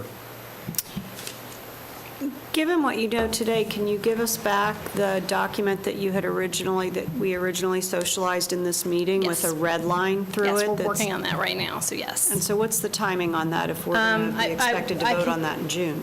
I can have that to you before the next meeting. We'll talk about, we'll have more details to discuss at the June meeting, but we are still, there was more guidance that was issued yesterday that I haven't even had a chance to look at. Lori's still going through it. Do you have an idea where we are? We were at $92 million in receipts and $368 million in expected expenditures. Do you know what the 368 is at post-review? We're probably, off the top of my head, we're probably down at maybe $50 million on that. I know we can take right off at the top. But the broadband may be able to be shifted to this grant program. The water and sewer projects may be able to be shifted to the jobs program. So I think that there are some opportunities, and NACO and other organizations have suggested local governments take a little bit of time to figure out how you can leverage everything that's going to be out there. Commissioner Zimbo. Not a question on that. Could we get the microphone check? I don't know if anybody else is getting, I'm getting a reverb in my ears. My hearing might be a little more sensitive, but it's like a ring when someone's talking on the mics. If we got something too close. Between the two of us. I have moved everything I have. Because I'm hearing it too. Okay. Chairman, that's all I have for you. Thank you very much. And any other questions of Ms. Guillet? All right, thank you. County Attorney? No county attorney report at this time. Thank you.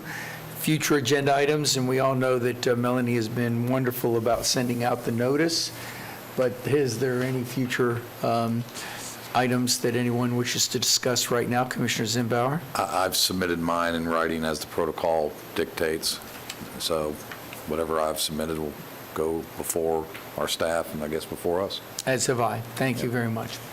Do we get a sneak peek? The issue of naming a building. Oh, the naming building. Got it. Might have just been what I've also said here about the work sessions and everything. Okay, public comment, not related to the agenda items. I have two individuals. First, Mr. Hyde. Before we go to Mr. Hyde, for the county manager to just make sure she heard what you said, didn't hear what there you said. might have been some other items that you brought up regarding work sessions, you said? Oh, no, the two work session items that we've talked about before, that I've said. The work session items on the density and the charter charter, and the charter revisions, we're getting those scheduled. And I asked that anybody had anything on charter to give it to the county manager before we have that meeting. Got it. Mr. Hyde.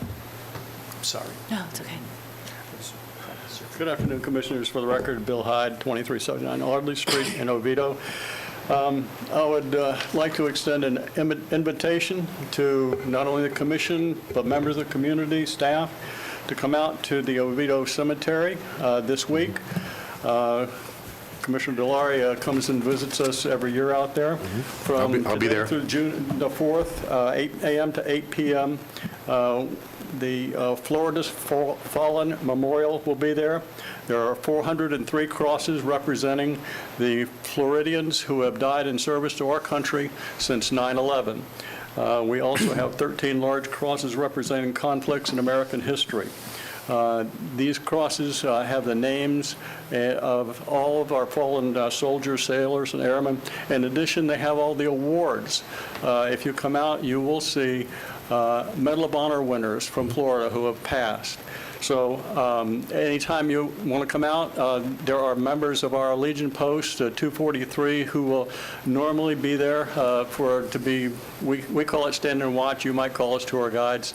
Hope and I will take a few turns out there, and we want to welcome any and all of you, anyone, and thanks for the 3 minutes, because I just wanted to pass that on. We want to remember that Memorial Day is Memorial Day. It's not Armed Services Day, and it's not Veterans Day. It's for our brothers and sisters who have given their life in service to our country. Thank you very much, and I hope to see you out there. Mr. Hyde. Thank you, Bill. Thank you very much. You were very quick, so let's take it down. June the 4th. From now through June the 4th. Now through June the 4th, 8 a.m. to 8 p.m. 8 a.m. to 8 p.m. At the cemetery in Oviedo. Yes. Okay. And on Memorial Day at 11 o'clock, we will have an in-person, a very brief ceremony. We will have a couple of speakers, and we'll have a very famous singer there. So if you can come out, especially on Memorial Day, and we're all going to be out there in person. So you'll all be welcome. Thank you very much for your time. Mr. Chairman? Yes, Commissioner. Mr. Hyde, it's very moving to see all those crosses that your post has installed. And if you drive down Broadway, cross street from the Oviedo High School, you'll see it. If you drive past it, it is extremely moving. What your post does, you're doing the right thing, obviously. I don't need to tell you that, but it's.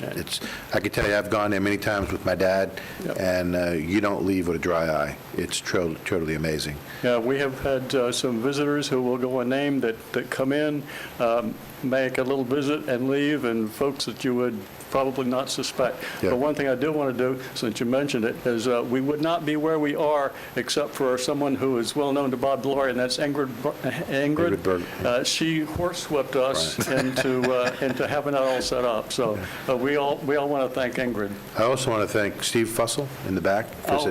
He also plays taps every year. Yep. Steve, you do a phenomenal job. I know you say it's only three notes, is it? 4 notes, I'm sorry. But it means a lot, those 4 notes. Thank you. Thank you, Bill. Phil Capra? I know that Mr. Hyde has his own internal clock, so I didn't bother putting the clock on him, but since Mr. Capra is an attorney, I'm turning the clock on. Wow. Can I at least get through my address Minute and a half. And play taps. Phil Capro, 800 North Magnolia Avenue, Suite 1500, Orlando, Florida, 32803. Good afternoon. I appreciate the opportunity to speak to you all. As an initial matter, I hope that the famous singer at that event is not Commissioner Delary. It's not. But in all seriousness, I'm here to talk to you about small businesses. We have a real problem right now with small businesses. I represent many, both in my professional capacity and as the Economic Development Committee Chair for the Oviedo Winter Springs Regional Chamber. And as you all know, we have a problem with people that are wanting to come to work. We cannot induce them to come, and when that happens, we have less receipts coming into the stores. I have one restaurant owner right now that is paying anywhere between 28 and 33% of his gross revenue dollars goes to rent, which is not normal. It's normally closer to 18, maybe 19%. When you have numbers that are that high, you can't sustain. And when the restaurants close, then the employees that were there go away with it, and we find ourselves in a collapsed society very, very quickly. I can't urge you enough, and I know you were talking about money, and I'm not asking for any personal handout, but I think we need to think very long and hard about ways we can perhaps incentivize. There was some hope that the Restaurant Revitalization Fund would have helped small businesses. The SBA has since come out and said that they're going to give primary attention to high-risk people, either minorities or women-owned businesses first, so that anybody that otherwise would qualify is sitting and waiting behind for that kind of money. And that's problematic.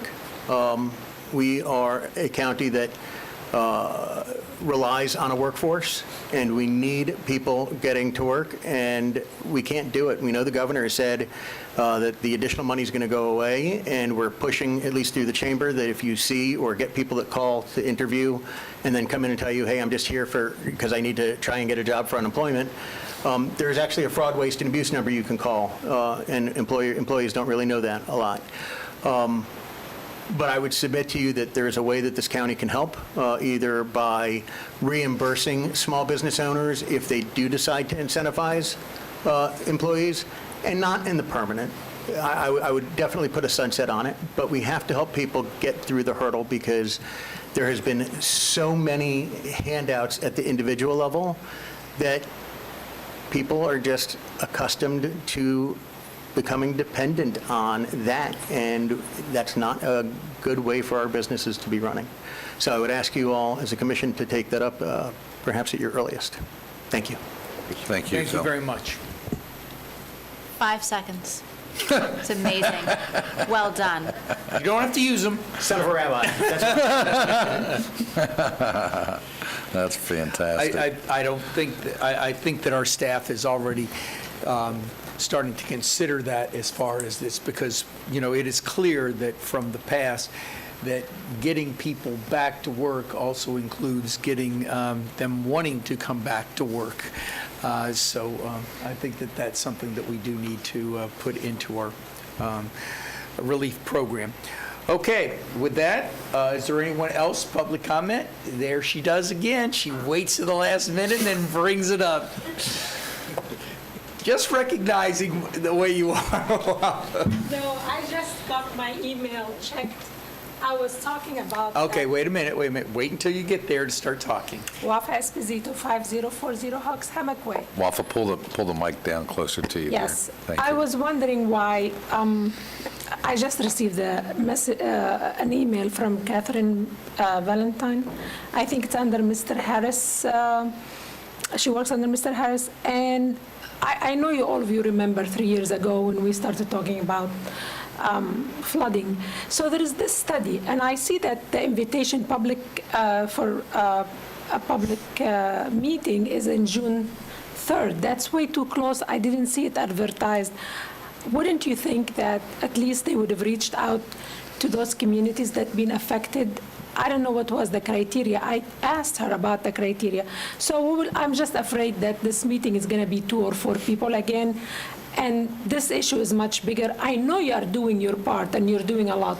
And I'm actually want to use the rest of the time to just compliment you guys for what you've been doing, paying attention to all the problems and listening to us or our issues.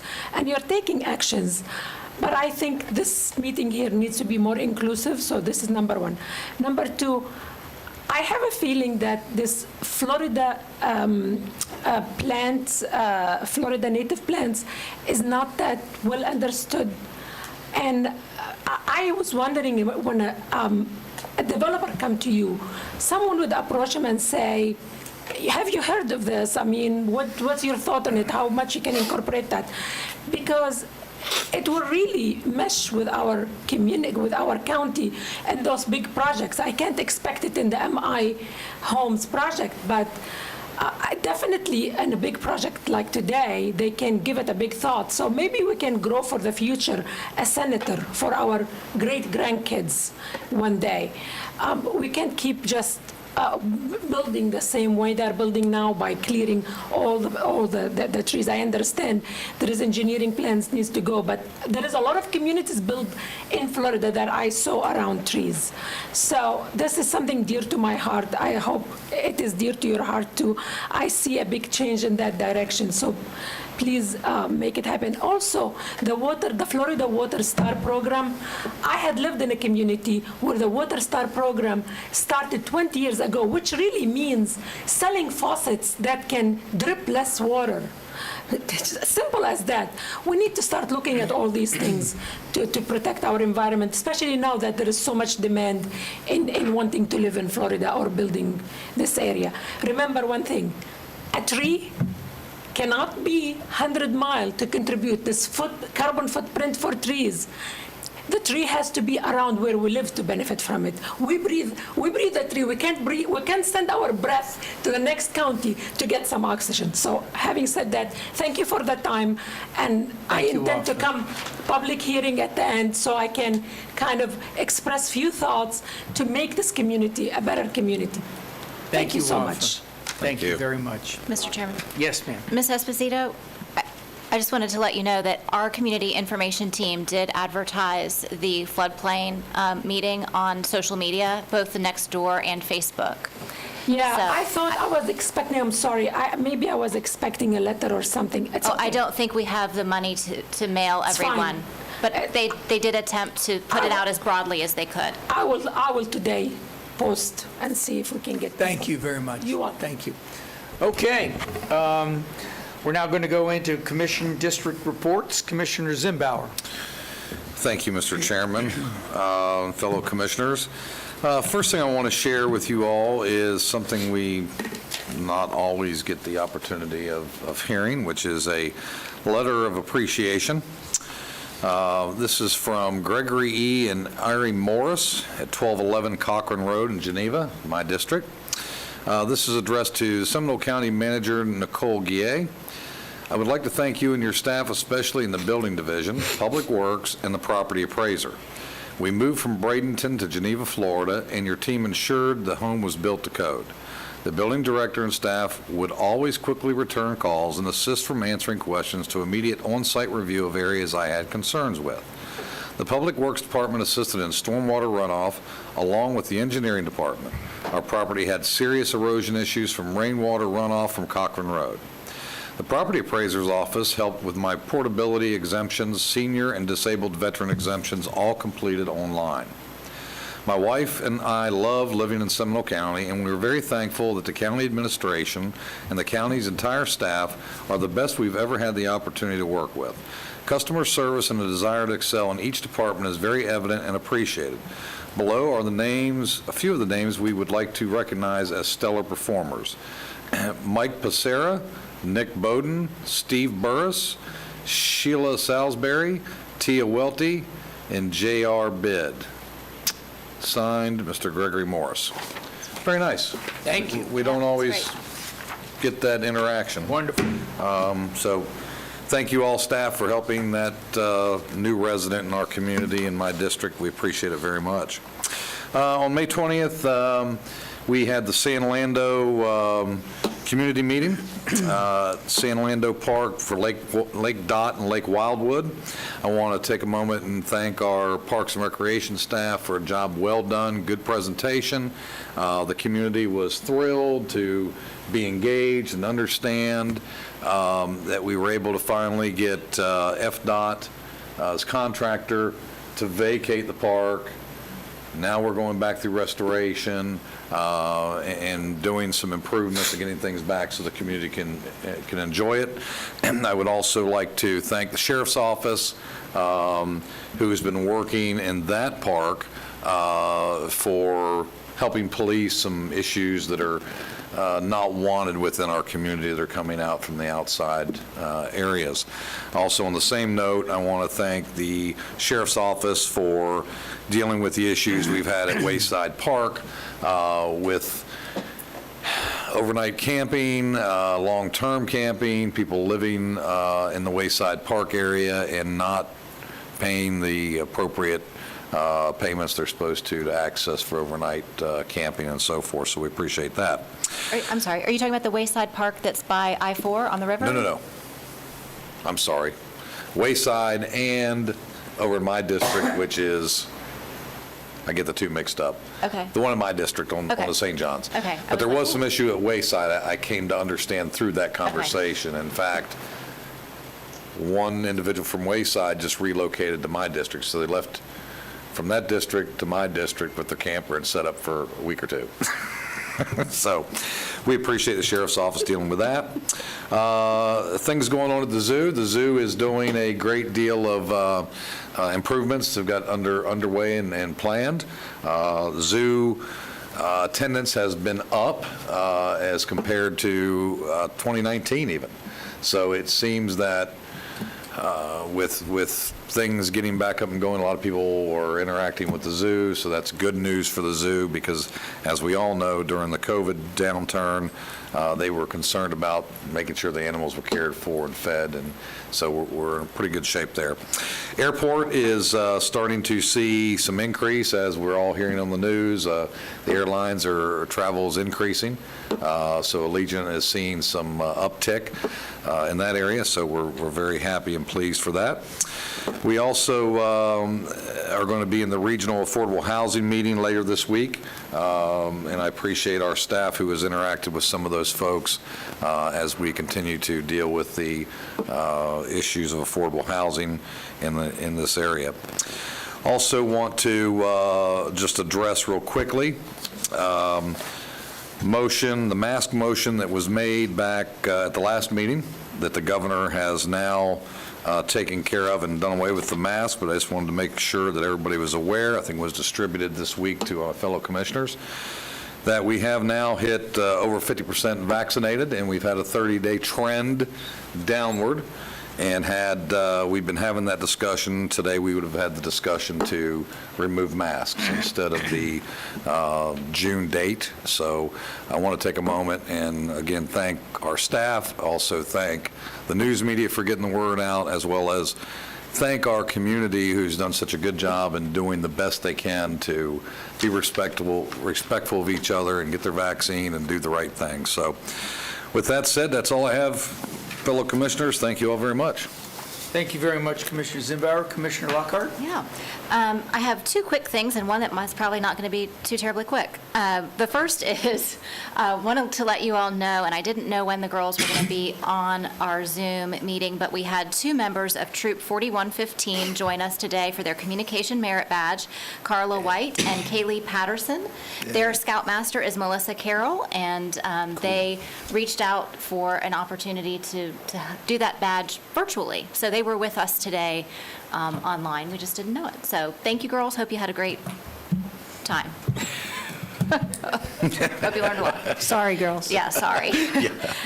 Also wanted to thank my colleagues for attending the Seminole State Dream Gala.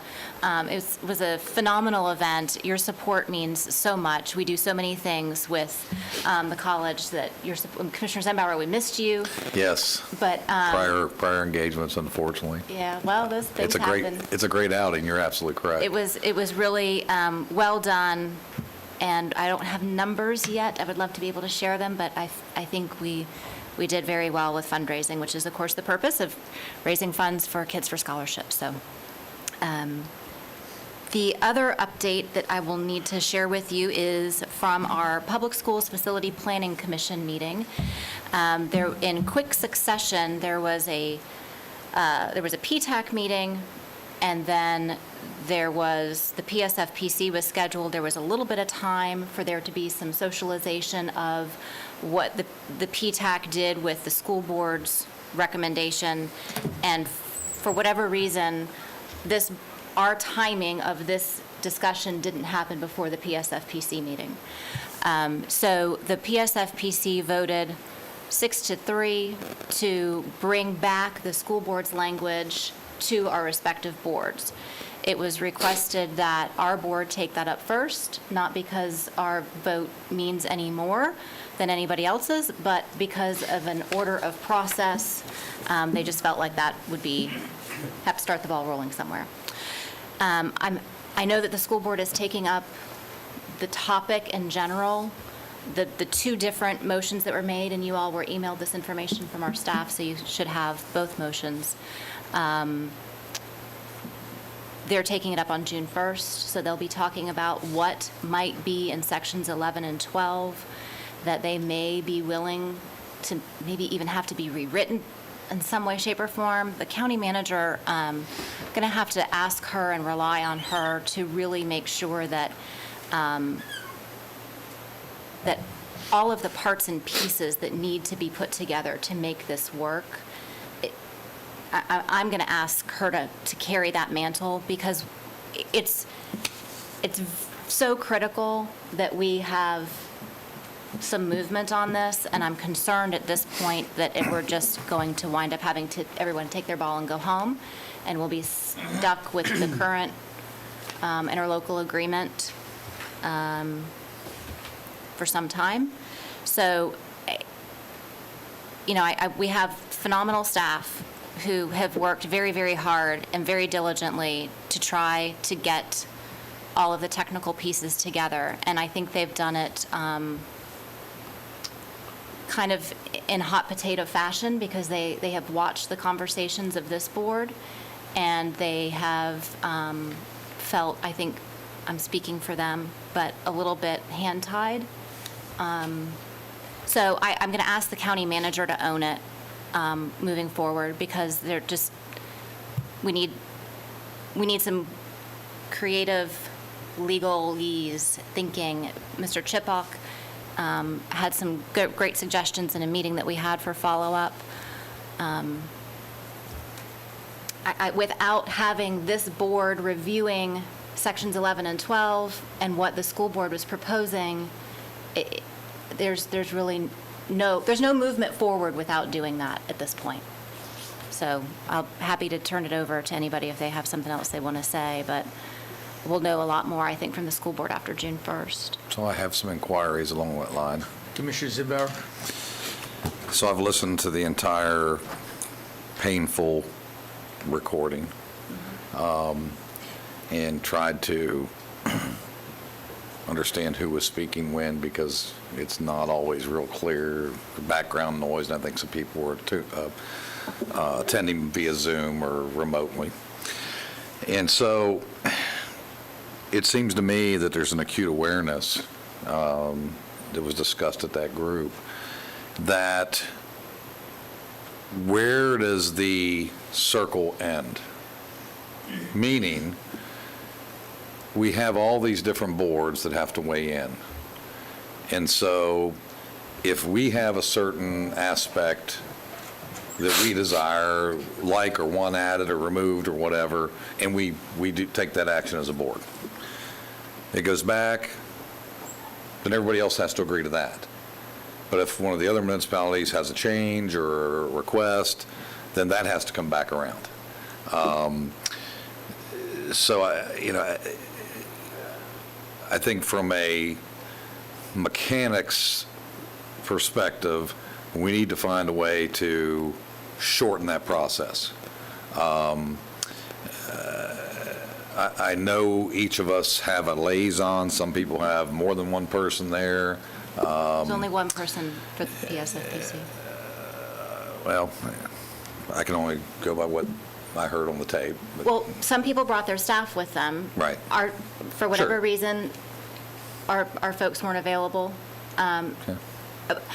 I will say, the process and the mechanics, and I'm sorry if I don't mean to interrupt you, but I think the process and the mechanics have been that for the last 2 years, our staff and our attorneys, our technical staff and our attorneys of all of those agencies have been meeting, and they have been doing that work for that process. And then it was to be brought to our boards, thinking that they had already created a document that was for the most part, agreeable to all of the participants. So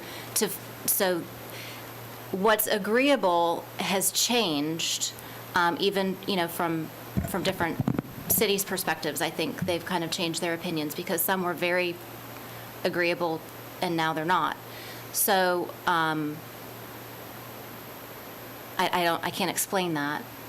I would say that there was one part of the reason why I think the meeting took longer than it probably needed to was because there were 2 members who showed up for the first time. So Castleberry had never been to a meeting until this meeting, so I don't know where they were getting their information from or whatever. And then we have a new mayor for Winter Springs, and he was there for the first time.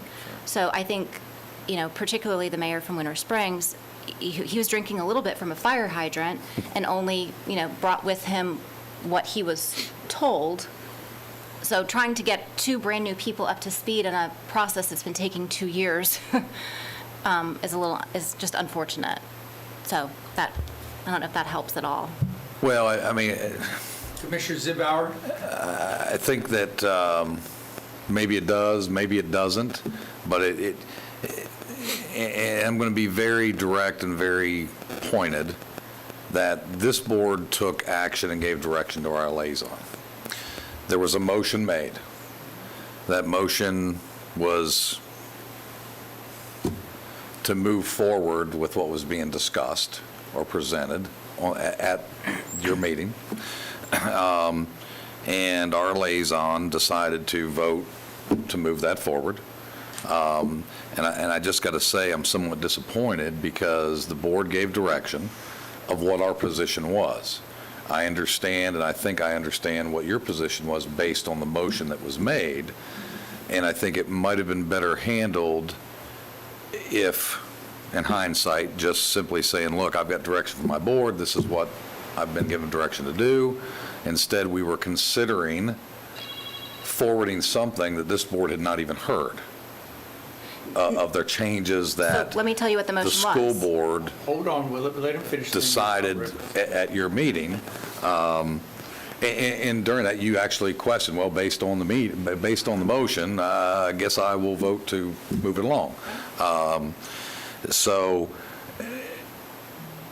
that, by default, is going to lengthen the process. Now, I mean, I think I understand why you did what you did, but in retrospect, we haven't seen what was proposed after this board took action. And so that is going to just continue to exacerbate the process and take longer to get done. And I would put that, my position, if I have to make a decision on behalf of this board at any of my appointed boards that would involve any financial or any commitment,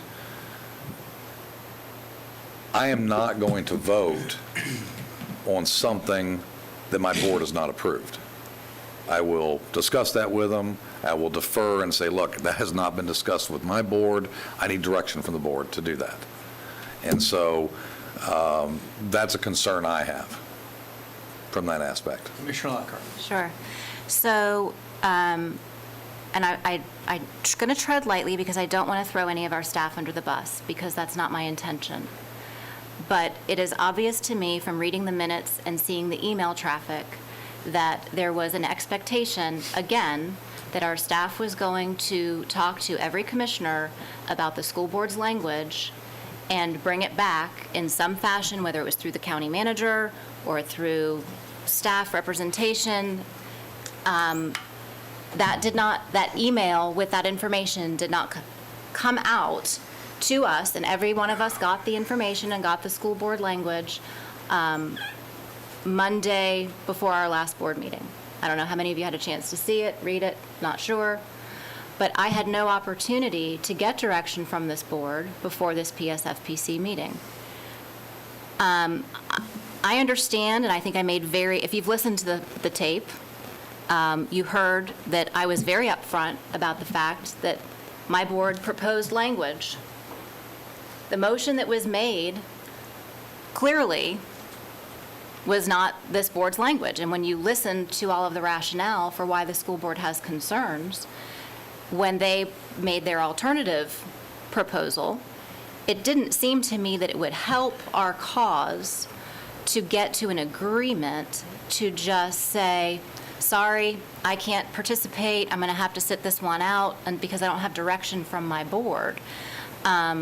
The only way to get the school board's discussion, their proposal back to this board, was for us to advance it so that it could be discussed. To just say no doesn't help us get to an agreement.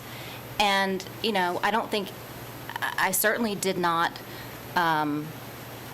intend to offend anyone by that, but given, and frankly, even if I hadn't voted, the motion passed anyway.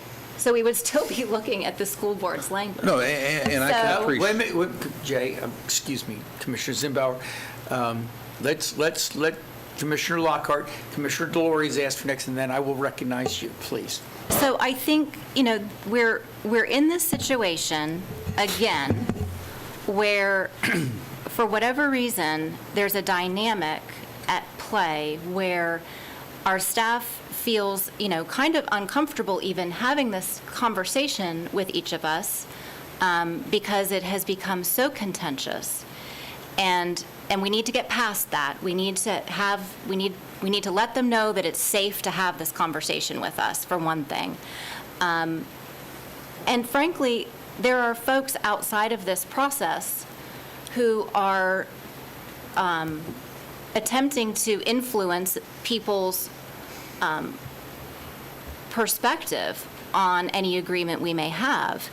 And I wish that the folks who are attempting to do this influencing from behind the scenes would just come forward and stand at that podium and tell us what their concerns are, and let's have an open discussion about what they are, because much of what I'm hearing is that these folks are spreading misinformation, whether it's intentionally or unintentionally.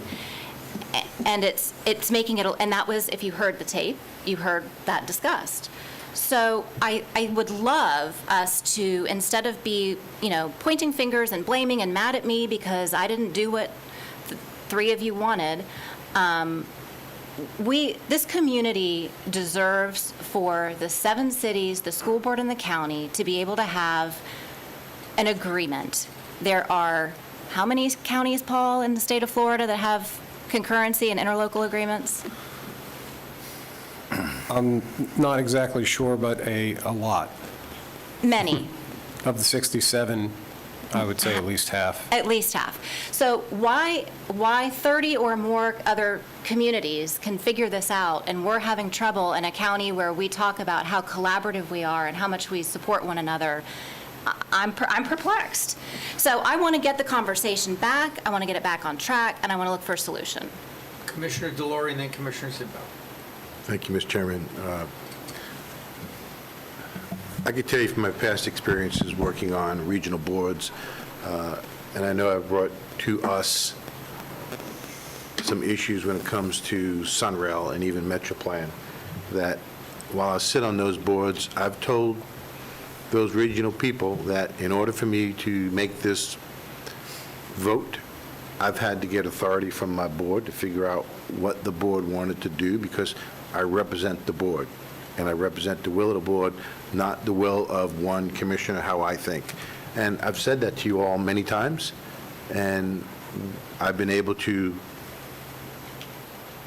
not postpone, but schedule through either the boards that I sit on the proper amount of time so that I can bring those issues back to this board so that we can vet it through staff and through us publicly, so that we can give me direction so I can talk as a regional leader. The last time we've done that was with Sunrail.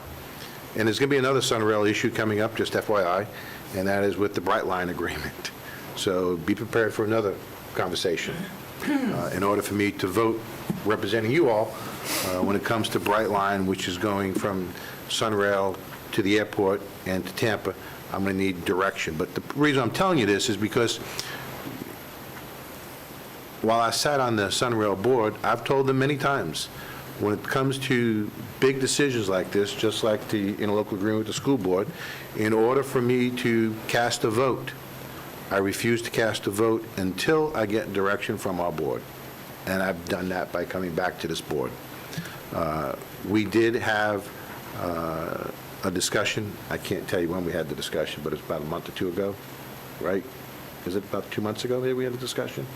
We've had quite a few. I know, but I'm talking about the last one where I actually had a vote. It was about 2 months. About 2 months ago. March. It was about 2 months ago. That was the direction of this board. I did not listen to the meeting that you were at. I plan on doing that.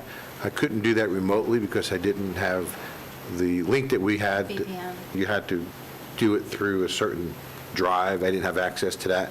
I plan on coming into the building to do that. But when this board makes a decision, that's the position that I take, and that's the position we should all take as a region, regional leaders. And there's times that I agree with it, sometimes I don't. And I will tell you, there was one time when we talked about Sunrail, and you all gave me direction, hence I was the chair of Sunrail, and I voted one way, and we lost that vote, and I had to sign a letter, and I says, I'm signing the letter as the chairman of Sunrail, but as a county commissioner, my county has voted against this. I casted the vote, and I signed the letter. And I think it's important that we act as a board, as one voice, and whatever that one voice is by the majority of this board, that's the position we should be taking as a regional person. And I'm looking forward to hearing what that dialogue is. And I'm hoping that when you were there, that there was dialogue about why we made that vote and how that vote took place. I can't answer that yet because I haven't listened to the meeting, but I plan on doing that within the next week. Commissioner Zimbauer and then Commissioner Lockhart. So again, back to my good friend Commissioner Lockhart. Well, You know, that's not really very believable, I gotta tell you. I'm sorry?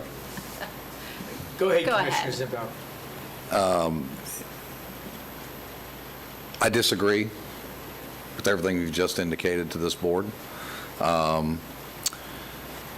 It speaks volumes, your statement of what three of you decided to push forward and agreed to, and I'll leave it at that. I've got nothing further to say on the matter. Well, so, look, I understand that for some reason, the three of you, and I honestly, I don't fully understand, and I couldn't explain why the majority of the board voted the way that they did, because I don't feel that all of the information that's being used to make the decision was out on the table. And so I'm still at a loss for some of the reasons why. So I can't explain why some of you voted the way that you did. I can only say that you did. There is nothing that I have shared today that is misrepresenting what occurred. You may not like what occurred. Y'all are obviously welcome to listen to all of the conversation. I don't think I have a thing to hide. I was very honest and upfront with the group about the fact that I felt like, given the conversation and the facts that were presented, that the school board's interests deserve to be heard by this board. And I hear what you're saying when you represent the board, but when you are in a meeting and information is being shared, I would hope, as I would trust any of you, that you would be allowed the opportunity to pivot. It was not a final decision. It was an opportunity to discuss the proposal. So I would be more miffed if you had new information revealed to you or more clarification revealed to you at a meeting and you didn't use your critical thinking skills to say, oh, wow, yes, that is important. My board needs to have the opportunity to hear that. So I'm going to support bringing it back to the board. That's what I did. I used my independent judgment to evaluate the conversation and the information that was shared to bring it back to you. Now, if you don't like that, if that's not what you wanted, my sincerest apologies.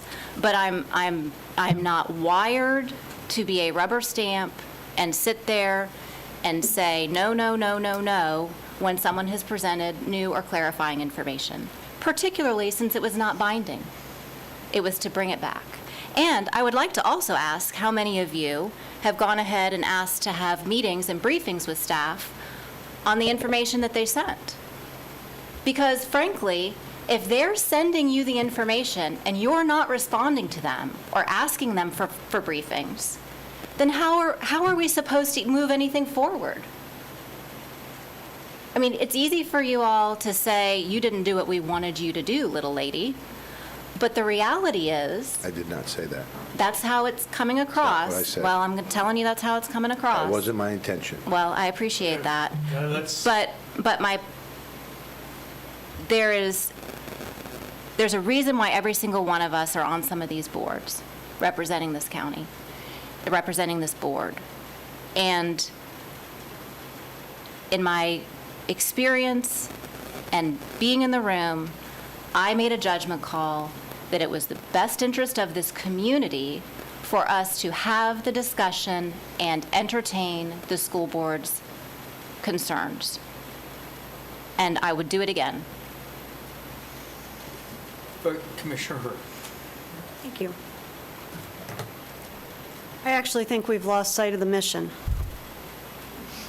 And the mission is to create a community in which children get educated in schools that are close to their homes. Redistricting doesn't have to happen as often as it may. Developers get to develop reasonably within our community, and we continue to have the highest education standards that we've had in the past, which is the single greatest economic driver that we have in the community. It's the reason why people want to live here. It's the reason why I moved here. And I'll be quite honest with you and tell you that from the very beginning of this discussion, there was something that just didn't sit right. And there was the mystery of the, long list of notes that we're going to cross-examine the school district representative with that were not Nicole's notes, but they were your notes, but then they were Nicole's notes that she did at 1 in the morning or whatever. I don't know what that was all about. It was one of my first meetings, and I can remember being exceptionally mystified. And so I would tell you that I think each and every one of us has a responsibility to the mess that we're in, including staff, including all 5 of us. And I would say that, well, why don't we just stop it and move past it and look to the end goal? One of the other things that I would tell you is that I don't know that I can articulate what the position is of I'll use the term loosely, the 3 of you guys. Because when I've gone back and listened to our own meetings again, and I heard, we want one school. We don't want it to be more than one school, but I don't want to harm the developers, but I don't want kids to drive across the community. Well, you can't have it all ways. And I also heard requests that time and time again, the school district representative stood and said, we cannot do that by statute, but we continued to ask for it. And so I really do think we just need to put the pin in the balloon, let the air out of it. Let's just start from the ground and say, it's all okay. We're all going to get along after this. We're going to stop. The only thing that comes to mind, and I'm saying it on the record, and I'm going to get yelled at when I get home, we should stop lifting our legs on each other. And we should have respect for each other that we truly want the best thing for the community. When it starts with respect, we'll get to the end goal. And that's respect for each other. That's respect for the process, which I felt like that went out the window the first day I got here. The fact that staff had worked for 2 years on this was lost on what I felt like was a decision-making body. And I felt bad for the team that did it, including the school district staff, including our staff. I just think we have to retool, and it starts with respect. It starts with acknowledgement that it's not my way or the highway. It's how do we collaborate to come to the best possible outcome for the kids in our community to get a great education and for us to continue to grow responsibly. That's all. Commissioners, if I can comment for a minute. I want to take this off of the 3 guys versus 2 gals situation, because that was far from the circumstance. There was an incredible amount of discussion on this particular topic. And as I hope you all recall, there were 2 individuals that wanted I think it was 6-3 vote, if I'm not mistaken. And there were indications that others wanted a unanimous, as we have today, for any new agreement, including this one, which clearly we don't have or will have from all indications. My proposal was, and I don't want to say sawing the baby in 2, but it was essentially trying to find a comfort zone that people could agree with and give the school board some latitude and flexibility. So I proposed more than 1, which turned out to be 88%. Had to either support or object something before it came in. Now, so there wasn't a, us versus them circumstance. I was trying to find a middle ground. Now, that vote was 3-2. However, the full vote was 5-0, that we all agreed this is where it was going down. The last thing through my years in office that was always difficult is when I go into a circumstance, and as Commissioner Lockhart said, I don't have no flexibility. That's difficult. There's no question that's difficult. And I think whoever's on boards, we should give them the respect to make decisions when they don't have direction in front of them. And when it comes, my difference is when it comes to costing the taxpayers of Seminole County dollars, then I stop and say, I got to go back to the board. When it comes to policy, I will make decisions and then report them and everything. Commissioner Delory has been very good about when it comes to dollars, especially that he comes back, and he's on a board that has a lot of dollar differences. I'm on Expressway Authority, and right now we're looking at Brightline, but it doesn't affect the dollars of Seminole County at this time.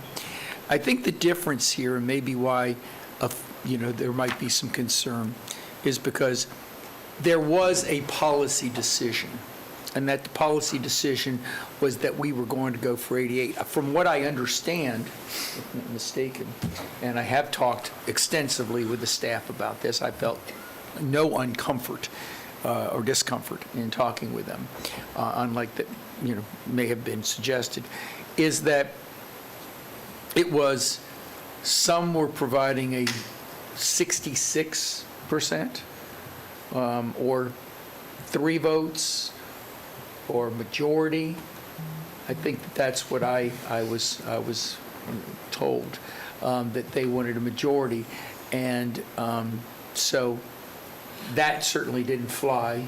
No, I think there were maybe, that was thrown out as a brainstorming, why does it have to be 88? Couldn't it be another number? The issue that is really the issue, from the way I see this, and so, I see the local government side and I see the school board side, and the school board does not have a problem with the 88% for the majority of the agreement. The only two pieces that they want to have unanimity is in the topics in section 11 and 12, which have to do with school concurrency and the rezoning or redistricting of students between schools. So they wanted to have that conversation. They wanted to drill down into what we had proposed and say, can a piece of this be taken out?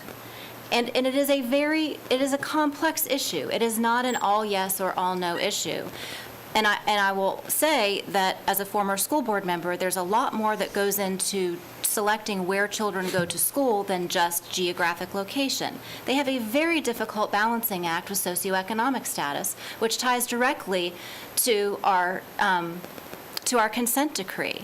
So unless local governments want to get involved in micromanaging how the school board somehow manages that balancing act, I think that's part of the school board's concern, is that they are the ones who are federally and state statutorily responsible for assigning these students to schools.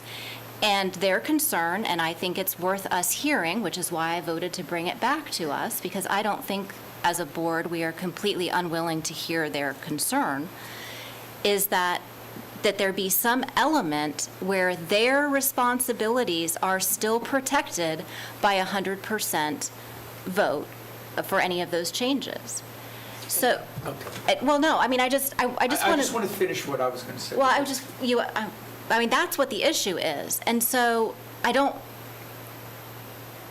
And what I was going to say is I think that there's understanding that we should not get involved in the rezoning of schools and students. That's not our job and should not, Right. and should not be. I think that, but if we're going to move this element, and this is not in don't get your defenses up. I'm not being opposed to you right now. I was almost saying, I was saying things, where I understand in the circumstances you're in, and I don't have a problem in finding a way to put everybody else out of the rezoning business. We shouldn't be in that. I get that. It's just that right now, we have an agreement that I don't think anybody will say isn't flawed. And so we're working on a new agreement. And as Commissioner Herr articulated, I think we need to make sure that we're looking at, the positives of that new agreement. But one of the positives, I think, not just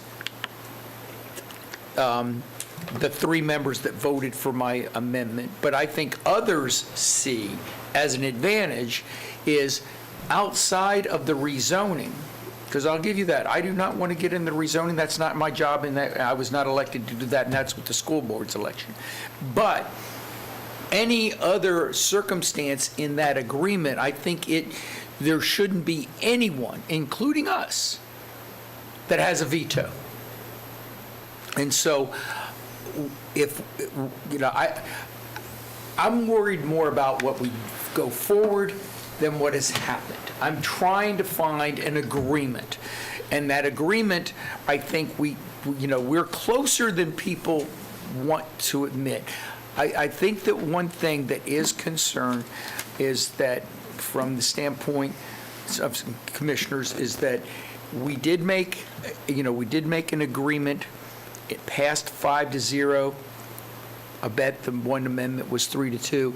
However, I want to find a way to get over that and move forward and find an answer to this problem. That's what's the key. And the problem right now is that we are at an impasse. And, I guess it's coming back to us now, correct? That was the point of saying that the school board's meeting work session is June 1st. And we have a work session June 1st.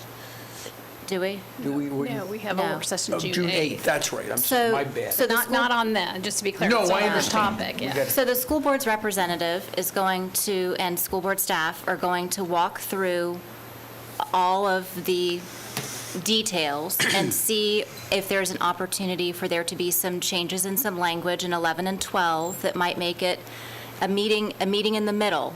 Because some of that language, depending on which attorney you listen to, right, you could argue that it does put the cities and the county in the position of directing potential rezonings and student attendance. So if there's some way that we can figure out what that language is and say what we need to say in a different way, which is why I'm really hoping that the county manager and the county attorney's office can run this, because you're best equipped to do this, because you understand the issue and you've dealt with this stuff for a long time. I'm with you 100% on moving forward. We're at a place where if the school board isn't willing to budge at all, because we're not willing to budge on any of the language in 11 and 12, and we could actually come to an agreement, then we need to do that. We owe it to the community and to figure out how to make this work. So I don't think it's unfixable. I just think we need to spend a little less time thinking about things from our perspective and think about things from the opposite entity's perspective and understand where they're coming from, and they can understand where we're coming from. And there are very smart people all around the state who have figured out how to make concurrency for schools and interlocal agreements work. So I'm confident that our community can do this. We just need to continue the conversation, apparently. That's where I think we're at. Comments or discussion? So what is the process? I'm going to tell you right now, I'm not sure I could define what we're doing next. You guys are going to socialize this with the 5 of us. The school board's having a meeting, probably would benefit us to listen to that. And then are we coming back here for vote? Madam Chair, Madam County Manager. No, never. So, yeah. So if there's anything positive that's come out of this most recent series of events, it would be that something has been brought to light, at least from my perspective, that I wasn't aware of. And this concern about the local governments doing something that's going to force the school board to rezone, because I don't know that was ever anything that any of us from a local government standpoint, and I won't speak for anybody else, but I don't think that that's any place that any of us want to be, and I'm a little concerned that maybe we're conflating concurrency and rezonings and redistricting, and so I think I don't understand what the school board is concerned about in that respect. And so I think having that conversation is really important, and I would like to have that conversation because I can't see the reasoning behind that concern. And so I'm either missing something or there's something missing on the other side. So I think my recommendation would be the first place we start is going back and getting to the heart of that. I mean, and maybe I wasn't listening, but the first time I really heard that was in the discussion with Commissioner Lockhart last week, that was their fear, was that and that was their concern about this requirement that you could have 8 of the 9 agree to a change, and that was going to force the school board into a situation where they had to rezone, and somehow the local governments. I hadn't heard that, and again, maybe it had been said and I just wasn't listening. But it was the first time it registered with me, and I think understanding the basis of that concern is really important. And so I would suggest, and what we talked about last week, was for county staff and school board staff to try to kind of zero in on that, and for us to do a better job from a local government standpoint to explain to them what our concerns are about the impact to our being the counties, and this would be similar for cities as well. the responsibility for regulating land uses and the obligations and responsibilities that local governments have with respect to that. So I think having maybe a more robust and a more open conversation about those two sets of concerns and fears is the first place to start, because I think that's the roadblock here. And I knew what our concerns were and probably didn't articulate them well, and understanding based on the conversation here and understanding why, we started this conversation about amending the ILA in 2011. So, I mean, it's not that it's suddenly the system has been a problem. It's been a challenge trying to come together because there are competing interests and competing concerns.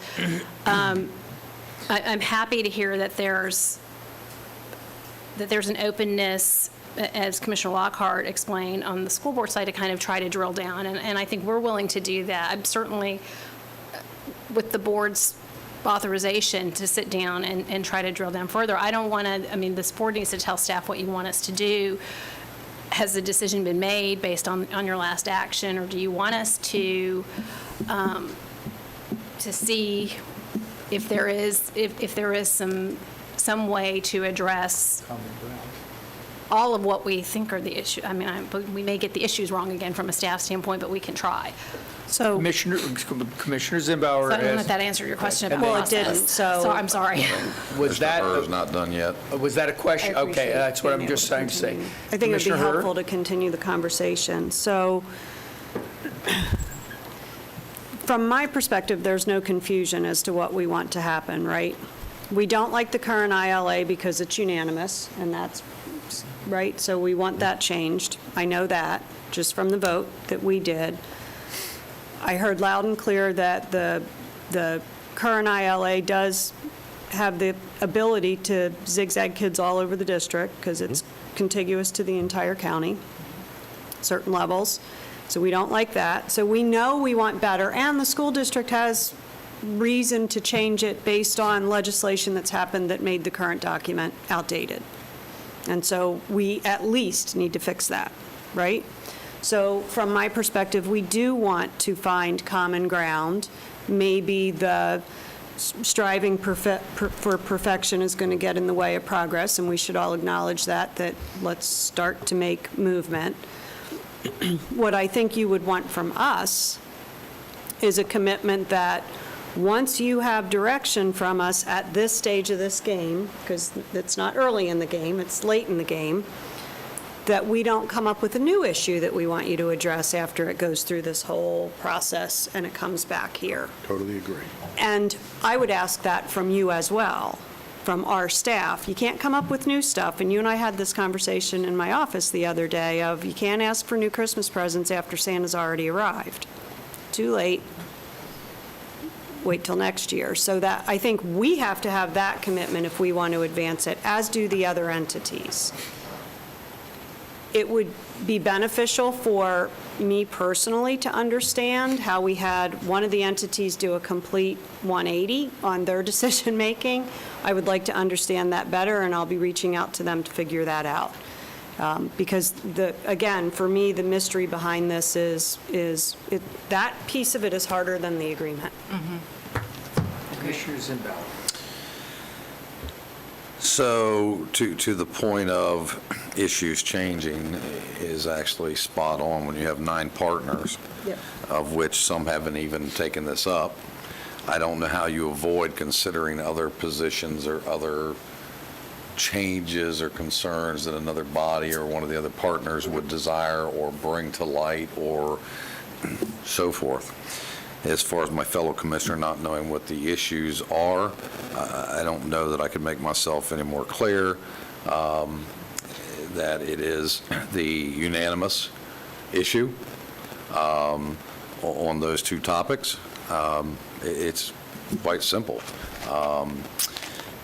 But, you know, this all started off as 2 years ago having a discussion about did we want concurrency. And I think we all agree we want concurrency. Staff went off, met with all the people, came back for a workshop, and as soon as I started asking any kind of questions, I was chastised, how dare do I ask a question? Well, I got to tell you, Commissioner, that's very offensive. It is my job and obligation to inquire as to what's happening. My agreement 2 years prior to that we wanted concurrency, in no way, shape, or form blessed blindly all the aspects of that, nor what was being worked on behind the scenes. It was very clear and understanding to me that it was, y'all work on it, bring it back to all the decision-making boards, the policymakers who make those decisions, so we could have interaction and have discussion about what should happen. It was very clear to me that you didn't want to have that discussion, and how dare I make those inquiries. So, I don't know how much more direct I can be, but to say, I have no problem with concurrency. And if there's a question as to what topics or what evades the discussion we've had and where I stand on it, I've made it pretty clear. But if you get right down to brass tacks, I think there's a lot of confusion between all the partners. First and foremost, concurrency is a land use tool. Land use is controlled by the legislative branches of government. That would be the city councils, the county commission, not the school board. We've had a history of working with the school board in this county forever for what's in the best interest. And I think we should continue to try to do so. However, you must also look to the future. We all can play friendly in the sandbox for the next 5, 6, 7, 8 years. But in perpetuity, you may at one point have either this body, another body, or the school board that could change dramatically or drastically that could impact the overall intended goal of the decision makers and the partners when it was originally originated, blessed, and moved on. And so all I will say, I'm a happy partner to work, but it has to be clear understanding, and if our attorneys need to get this in writing, we're binding future boards. And I think the case law is very clear that policymaking lies with the board that happens to be elected at the time. So at the end of the day, you could say we don't really care what you put in the ILA, because if we don't like it, it takes 3 votes to do away with it, regardless of what the agreement says. All I'm trying to point out to all the players is who enters into any kind of contract or agreement into perpetuity. It makes no sense whatsoever. To have 2 or 3 or 4 moving parts that somebody doesn't understand, and I don't even understand that statement, that there's moving parts that nobody understands. I think we made it very clear in our discussions. We took action as a board. I think 3 were okay with the 88%, 2 were not.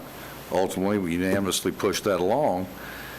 So notwithstanding somebody else bringing another issue to the table to discuss, one of the other partners, I don't know what else there is to discuss for this board unless something new is raised.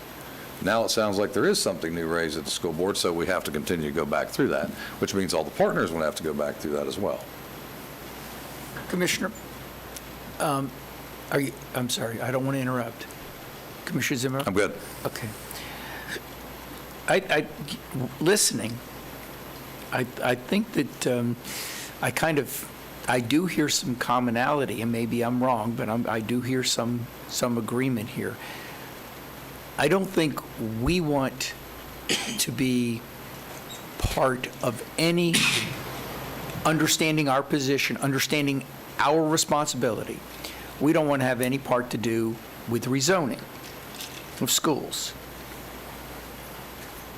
On the other side, on the flip side, I think the 7 cities and us don't want the school board, and this is what I've heard from different people, not on this board, but outside, and I just heard it from Commissioner Zimbauer a little bit, having the school board having control over zoning, over land use and comp plan.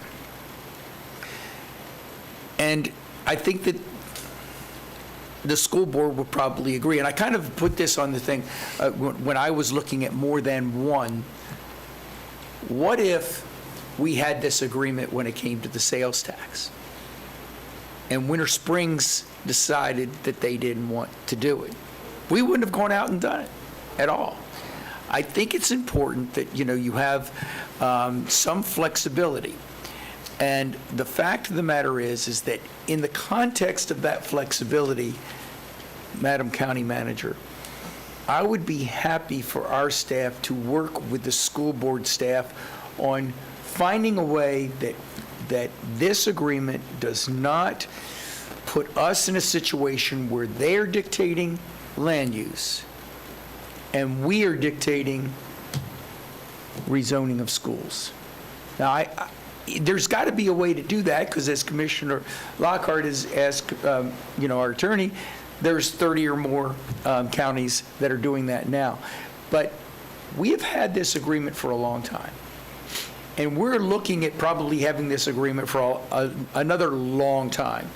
And I think that we do want to make it, it's never going to be perfect, but we do want to make it as best as we can. And if we can define those two lines of demarcation, if you will, I think all of us would be very comfortable with it. Maybe not 100% happy, but comfortable with it. Is that something that can be worked with on the school board staff?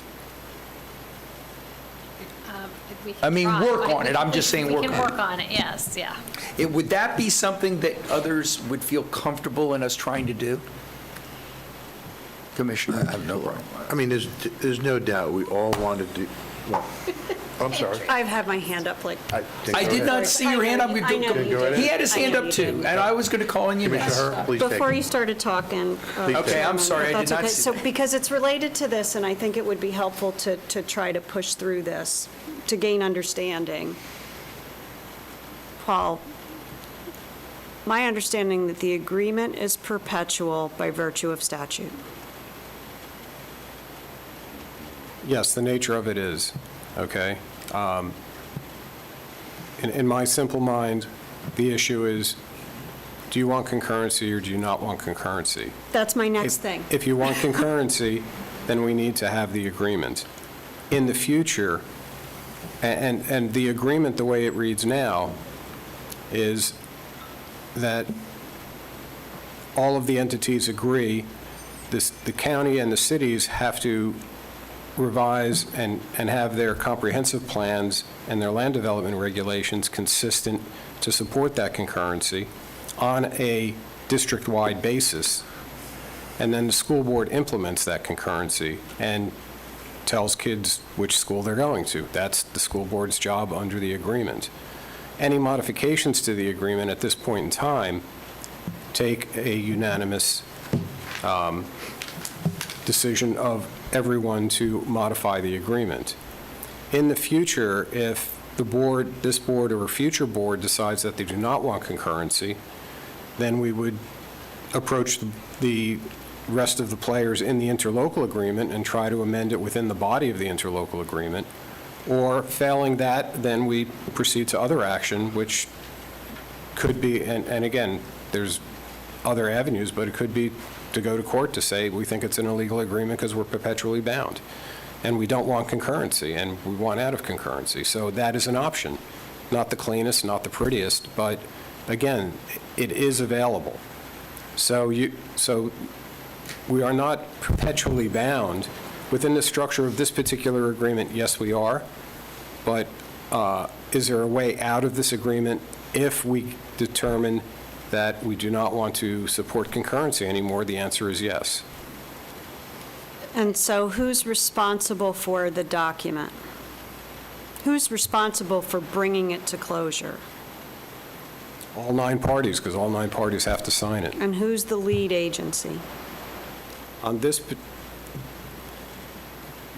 difficult question, there is no lead agency. The school board was the protagonist in bringing this particular set of amendments forward because of the statutory changes that have occurred over time. So it's not any one of the 9. It's whoever had the issue brings it and tries to move it forward. And so this is where I truly do get confused, Commissioner Zimbauer, about I want concurrency, but I don't want perpetual. That is what's driving some of my confusion around desire. Commissioner Zimbauer, if I can... Commissioner Delory was Delory and then next. yourself. Sure. Thank you, Mr. Chairman. So, Paul, I'll wait till I get someone's attention. Concurrency, it's a land use issue, correct? Yes and no, okay? It's a land use issue in that we are setting levels of service, okay? For everything but schools, we have control over those level of service and maybe utilities. And concurrency is also in our comp plan, correct? Concurrency is in our comp plan. Now, for schools, the way schools are implemented is we set the rules and portions of the comprehensive plan and land development to be consistent with what's in the interlocal agreement, but the implementation of that concurrency falls within the school board because it's related to their... I understand how you implement it. I'm talking about... Listen, though, to what he just said, because what he said is different than what other people on this board have verbalized. I understand that, Okay. Commissioner. What I I'm just- saying I is would that... love to hear the rest of it, though, because maybe I'm the one that misunderstands it. Because what I'm hearing is that concurrency is a land use issue, correct? No, he just said, Concurrency stems from land use, okay? But the implementation of concurrency, when it's specific to the school board has to implement that concurrency because it's not just our jurisdiction, it is district-wide. So all of the 7 cities and the county interplay, and the school board is tasked under the interlocal agreement with implementing that concurrency to make sure that the students are properly assigned and that the levels of service which are communally set by each one of those 9 entities and reflected in each one of their comprehensive plans are properly implemented. That's correct. So concurrency is a land use issue that is implemented by the school board because they are the subject matter expert when it comes to classroom sizes, correct? I would agree with that, yes. Okay. So concurrency is a land use issue that is dictated by the comp plan, that is dictated by either the county or city regulations, that is implemented by the school board. Right, and the way that there is the commonality is through the interlocal agreement. That's correct. Could I add something to that? And because when you talk about implementation, the school board manages the capacity. That's correct. Just like we manage the capacity at a water plant, they manage the capacity in this infrastructure system that is the school system. How they manage that infrastructure is important to us because it impacts this board's ability to regulate land. So that's why how they manage capacity is important to this board. Now, how this board manages land and land development approvals is important to the school board because it impacts how they're able to manage capacity. So they are interrelated. But at the end of the day, you're correct. Concurrency is a land use tool. It is a way it is a growth management tool. And it is a growth management tool that under the statute is at the discretion, is instituted at the discretion of the local governments. They are the ones, so in the 30-some-odd counties that may not have concurrency, it was the decision of the local governments not to pursue that. So they're interrelated.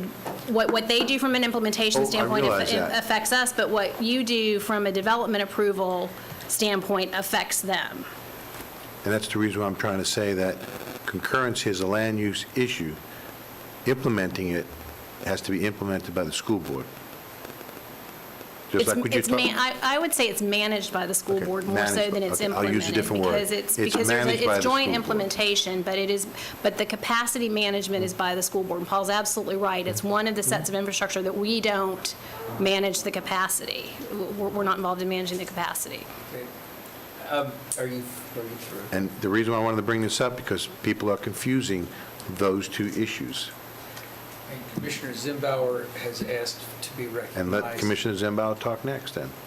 Commissioner But I Zimbauer. just, okay. So this is exactly the dilemma that we find ourselves in, is concurrency is a legislative decision, plain and simple. If the legislative body does not decide they want concurrency, then they have no need to deploy the school board to manage that.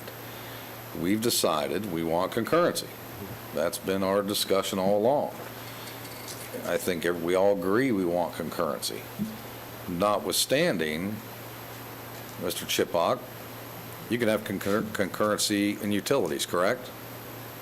We do. You can have concurrency in other aspects. Yes. But the utility company doesn't necessarily dictate what's going to be going on. They would be the people responsible for the concurrency that we've decided to do, as an example, hypothetical. Well, let's go right to the statute, 163.16380, whatever it is.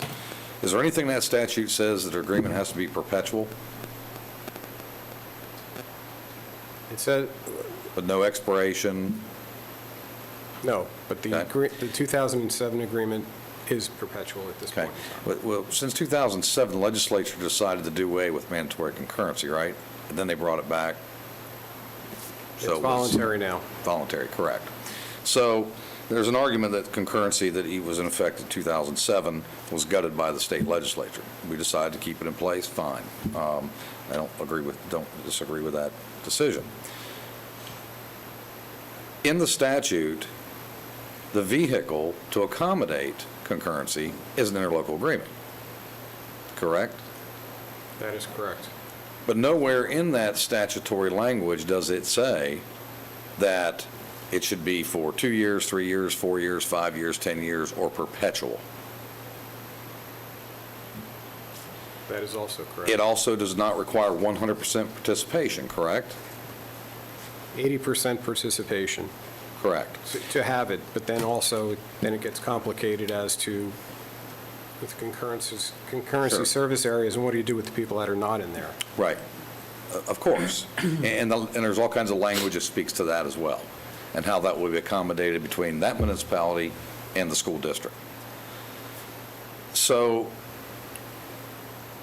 at the end of the day, binding a future board to something that has no financial obligation, and maybe a more direct question is,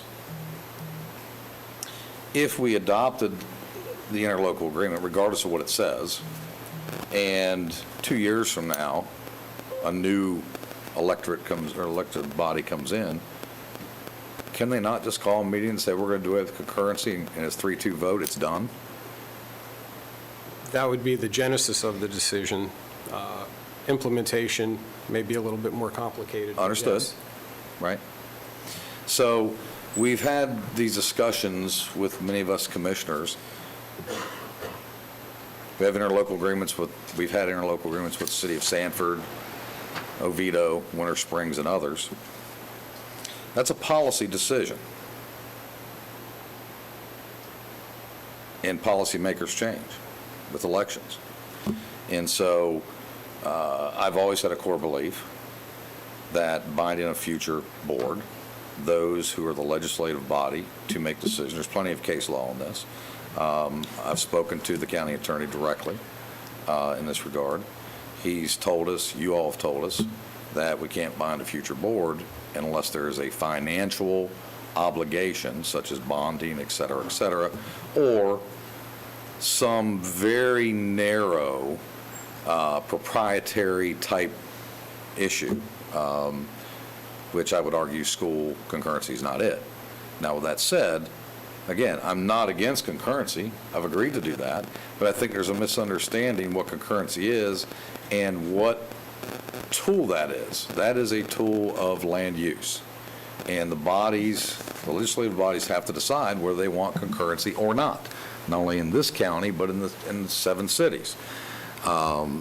Agreed, you can't have concurrency unless all the partners agree to do it. That makes sense. But nothing in the statute says you have into perpetuity, and you're binding people into perpetuity. And hence, why I've said since the beginning, I have heartburn with a agreement that's in perpetuity. I got no desire to tell the school board how to district or redistrict or do any of that, run the schools. That's not our wheelhouse. But it is our wheelhouse to decide whether we want concurrency and the land use thereof.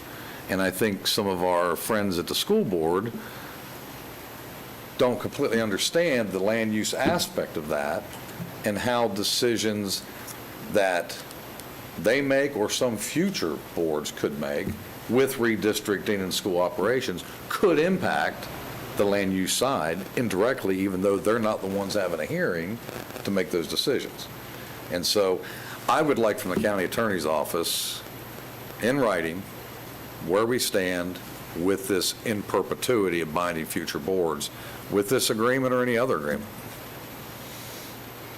Just so we all know and have clarity on that. We will do our best. Commissioner Lockhart wishes to speak. Can we take a 5-minute break, please? Is that all right? And you'll be the first one to speak when we get back. Sure. Thank you very much. First one up.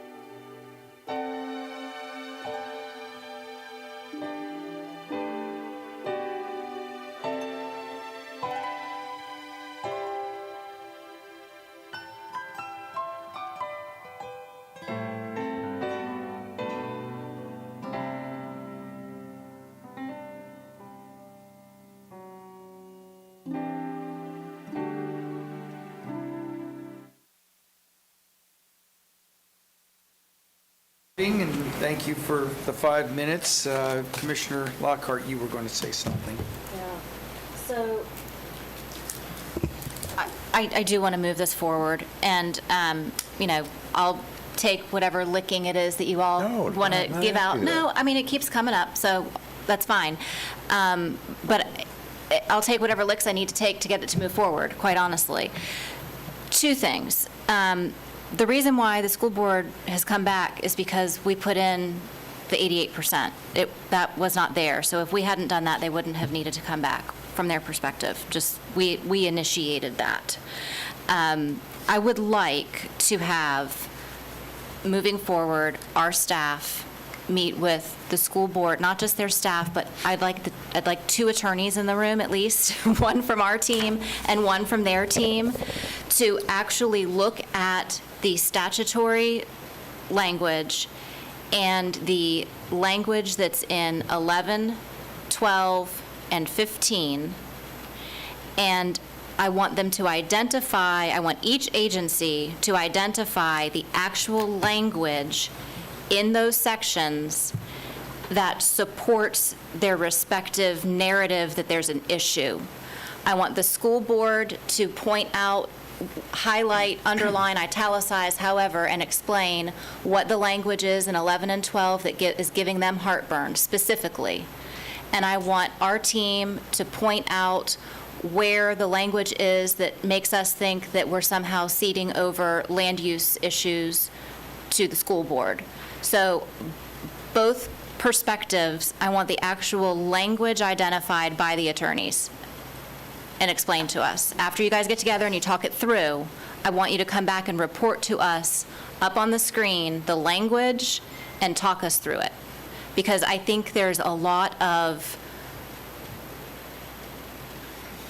people who are reading and interpreting on their own what language could or could not mean, and I believe thoroughly that you get 5 attorneys in a room and you could have 5 different opinions, but 6 opinions? The attorney says you could have 5 attorneys and 6 opinions? Yeah. Okay, great. But I just want 2 opinions from the 2 attorneys that the school board trusts and this entity trusts, and I want their legal opinions pointing out that language specifically.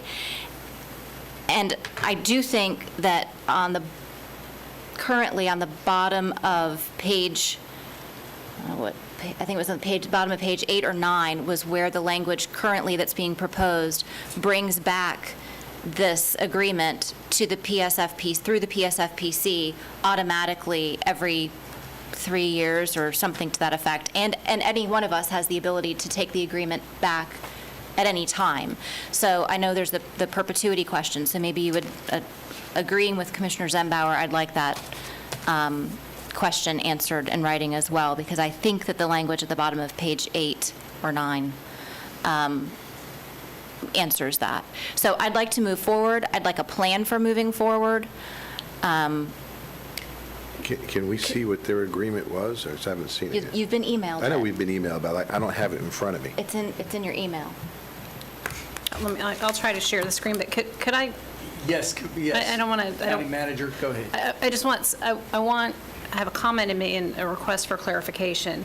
So I'll 2 things, 2 comments on what you just said, Commissioner Lockhart. First of all, and I say this as a member of the bar, not all of the issues are legal issues. There are some practical application issues that I think you should also consider, not just here's what's legal and here's what's not legal. There's some execution, I think, on both sides. And those of us who are practitioners on both sides will also probably have some practical things that they should share with you as well, in addition to what is strictly legal and what is not legal. So I would suggest that maybe... So I have yet to have one of our staff members who are practical technicians in this field tell me that they believe that there's language in here that would cede over land use and planning issues to the school board. So I'm assuming that that's because there's some sort of legal jargon. So if there is someone in our planning staff who believes that there's language that does that, I want them to point it out as well. but no one has, I keep hearing this, like people, that's the jargon that's out there, that people are saying it's going to do that, but no one has pointed it out and explained what the language is and how that cedes over or abdicates our responsibility or our authority over land use and planning. Conversely, I'm going to ask the school board to do the same thing. Show me where in the language you are saying that somehow the 8 entities could ban positions. I want them both to defend and explain and point out via the language how that happens. So the other comment I would make is there is a potential for future issues should circumstances change, and that, I think, in part drives this idea that we should be able to change the agreement, and there shouldn't be any one entity that says when 88% of the people agree. So I think that's something that the board should look at as well. The way that the CSAs are proposed to be configured now and the technical approach to this right now makes sense, but things could change in 5, 2, 3, 10 years, whatever. And being able to pivot is important, and I'm speaking from a local government standpoint. So I think I'd like to be able to identify some of those, and there may be issues on the school board side that they need to be able to pivot as well, and they don't want us holding them up. So I don't know that it's just a function of, and I think this gets back to the issue that Commissioner Zimbauer has raised about perpetuity. I think that the proposal for the configuration of the CSAs, which align with the attendance zones, and the school board has the control over the attendance zones, is a very reasonable and appropriate approach today.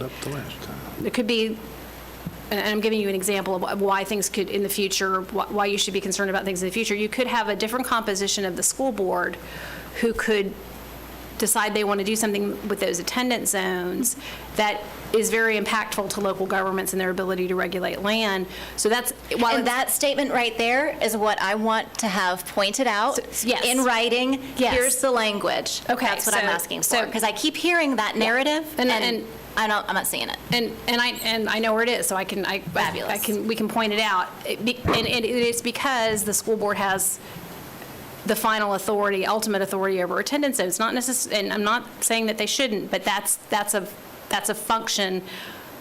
Their ultimate control over that will can impact concurrency service areas. And I don't want to get into the whole debate. We can have a more organized discussion of this, but I just want you to know that it's not necessarily the configuration or the proposed technical elements of how concurrency would be managed today, but the ability to change it. And so those are the kind of things that I just want to be clear.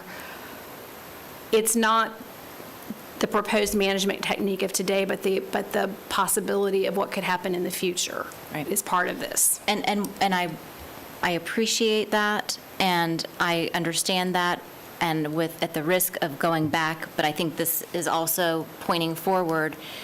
The things that you are pointing out that you're saying you have concerns over, they should have been pointed out over the course of the last 18 months to 2 years while staff was working on this. That should have been discussed. I mean, we're hearing it now that there are these concerns. But our team has had this on our plates for more than 2 years. And if there was concern, it probably should have been brought up back when they started meeting.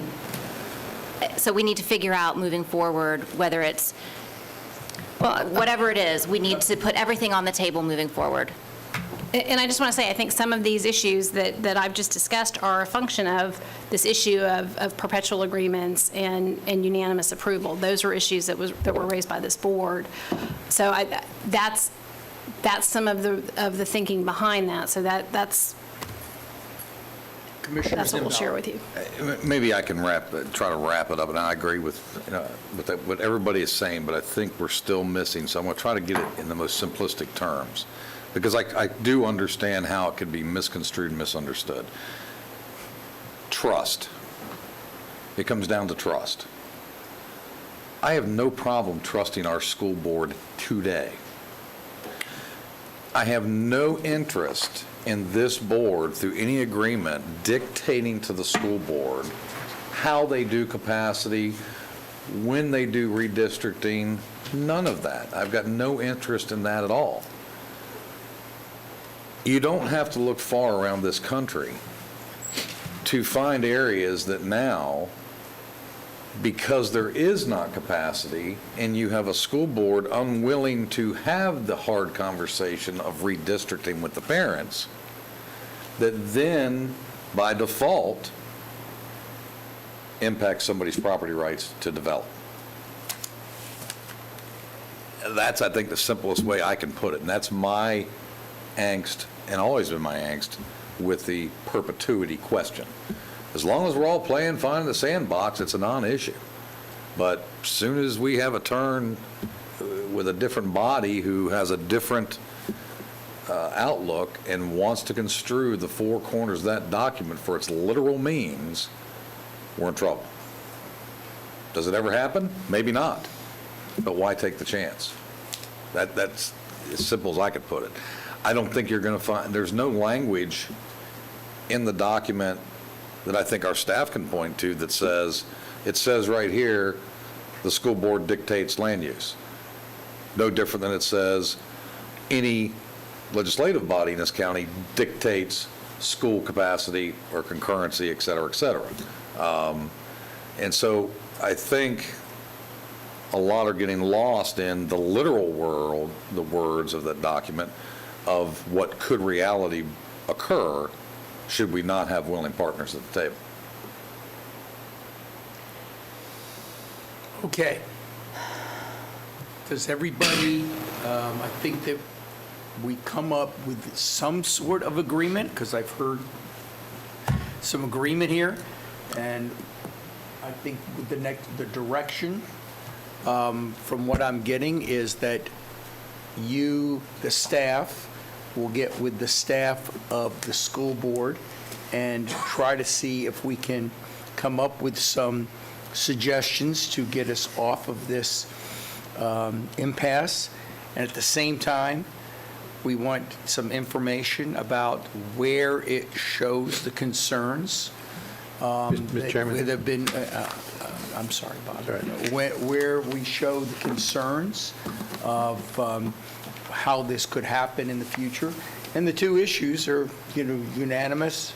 Other than us land use, them rezoning, unanimous, and perpetuity. Commissioner Delory. Mr. Chairman, and again, I want to work with the school board. We have a great history with them. But some of these issues have been flushed out when we talked about CSAs and attendance zones, and how the attendance zones get established and how the CSAs get established. We discussed all these things during the work session. And we did talk about how there's problems with them, and about how we're not involved in the attendance zones, but yet the CSAs we are. And the attendance zones actually dictate the CSAs depending upon how they're structured. So we have talked about this. This is not just at the 12th hour. No, what's changed is, Commissioner Lockhart. No, that's not the issue. The issue is that now, if it's not unanimous, theoretically, 8 governmental entities could theoretically dictate to the school board what those CSAs should look like. And so that's why the school board is saying, we want that section to have to be unanimous, not the whole agreement, not all of the other language. I think they've kind of said, okay, fine, if you guys want to have the 88%, fine. But on this piece that is our bread and butter, we feel like, not that, again, I don't think I would ever see it happen, that all 7 cities in the county would unify together against the school board to force their hands. But to Commissioner Zembauer's point, trust. There is a trust factor, not with a future board, frankly, but with this board, right? So, I think we need to hear them out. It sounds like there's consensus from the board to have staff to continue to have those conversations. I think that was what the chairman was. That's correct. But yeah, please don't think that I'm saying that this is the first time this is being brought up. It's just the issue is being brought up because of the 88% for items 11 and 12. And if you look at it from the other side, you said that,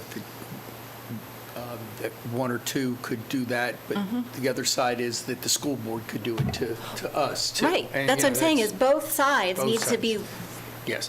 the irony is unbelievable. So, I think we have consensus. Does the county manager understand what that consensus is? Yes. Okay, because I'm not going to try to repeat it. Thank you. But we have the record. Good. All right. Let's move on quickly. We're going to move on before we go back to that. Commissioner Herr. I have a very brief report. First of all, Diana D., my trustee aide, is now Diana Masari. So if you're seeing emails from a different Diana, that is because she got married recently. Congratulations. And it took me a little while to figure out how this Diana knew so much about me in my emails, so I thought I'd share that with you. Really good outcome from some interaction with Granicus. Granicus is our board book vendor partner, and some of the struggles that I've been having, I put in a help desk ticket and had a dialogue with them, and they advanced the issue extremely quickly to include a process improvement opportunity where they were able to modify our program so that we can put links into the board books, which is important for planning and zoning. So the Zoom link can now be in the meeting notices, et cetera. And I'm sure I'm butchering that, but it was an easy do. It did not cost anybody any money. Shani was involved. She was awesome. And so I always like to report out process improvements. With regard to the Orange Boulevard area study survey questions, I have asked if we can include a question when people are speaking before us and when we're surveying that asks whether you live in the area, in the impacted area. Because there is considerable amount of concern from residents that live in the impacted area that the loudest voices are from outside of the impacted area and often across the county. And so I think it would certainly help me to understand the perspective that somebody's coming from when providing input. Mr. Chairman, can I ask the Commissioner a question? I agree with that. If she allows you to. I think it's a good idea. You didn't say I had to answer. But we need to define what that area is. Well, in this specific, it was the Orange Boulevard area study, which is a defined area. Okay, but we're talking about future other items. We need to define what that radius is.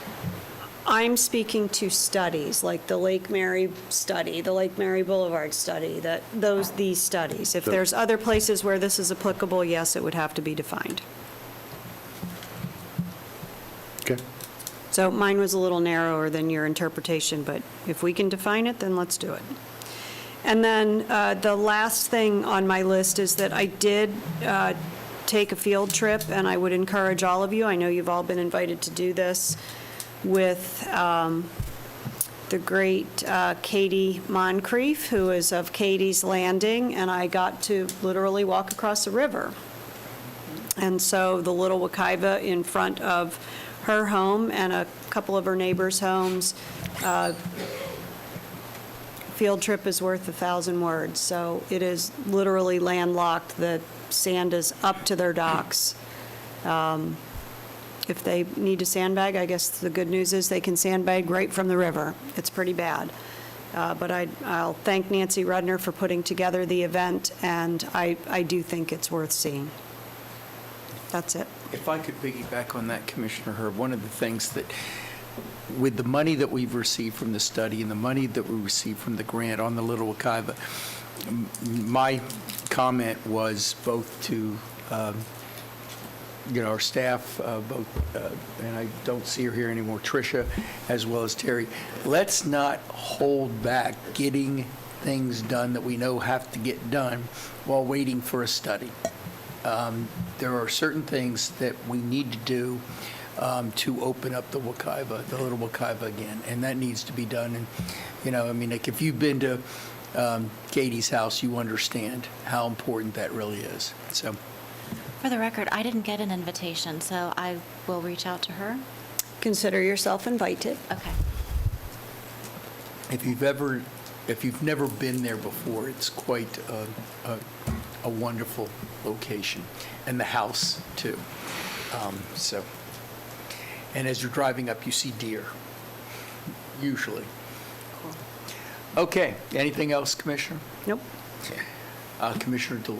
Thank you. Briefly, at the last Sunrail meeting, we're going to be bringing back to the Sunrail board, but I'll be bringing it back here as well, the interlocal agreement or an agreement with Sunrail and Brightline. Brightline wants to use the Sunrail corridor, and that'll be the link from the airport to the Sunrail. One of the questions that I did ask for, and I'm hoping that we receive it, because I told them that in order to make an intelligent decision, you need to understand truly what the present value of that corridor is and what the future value of that corridor is when it comes to rail. The state of Florida has 3 north-south rail lines, and this Sunrail corridor is at a pinch point, and it can be in the future very valuable. And I just want to make sure that people are aware of that. Next thing, which I did talk to staff a little bit about this. Last Thursday, in the Black Bear Wilderness area, an 8-9-foot gator attempted to take a man's dog into a pond approximately 1 mile off the walking trail. The man was able to retrieve his dog and took the dog to receive medical attention. The gator has since been trapped and removed from the property, and this was learned because there was a national news syndicate talk show called Bobby Bones Show at Nashville that reported it.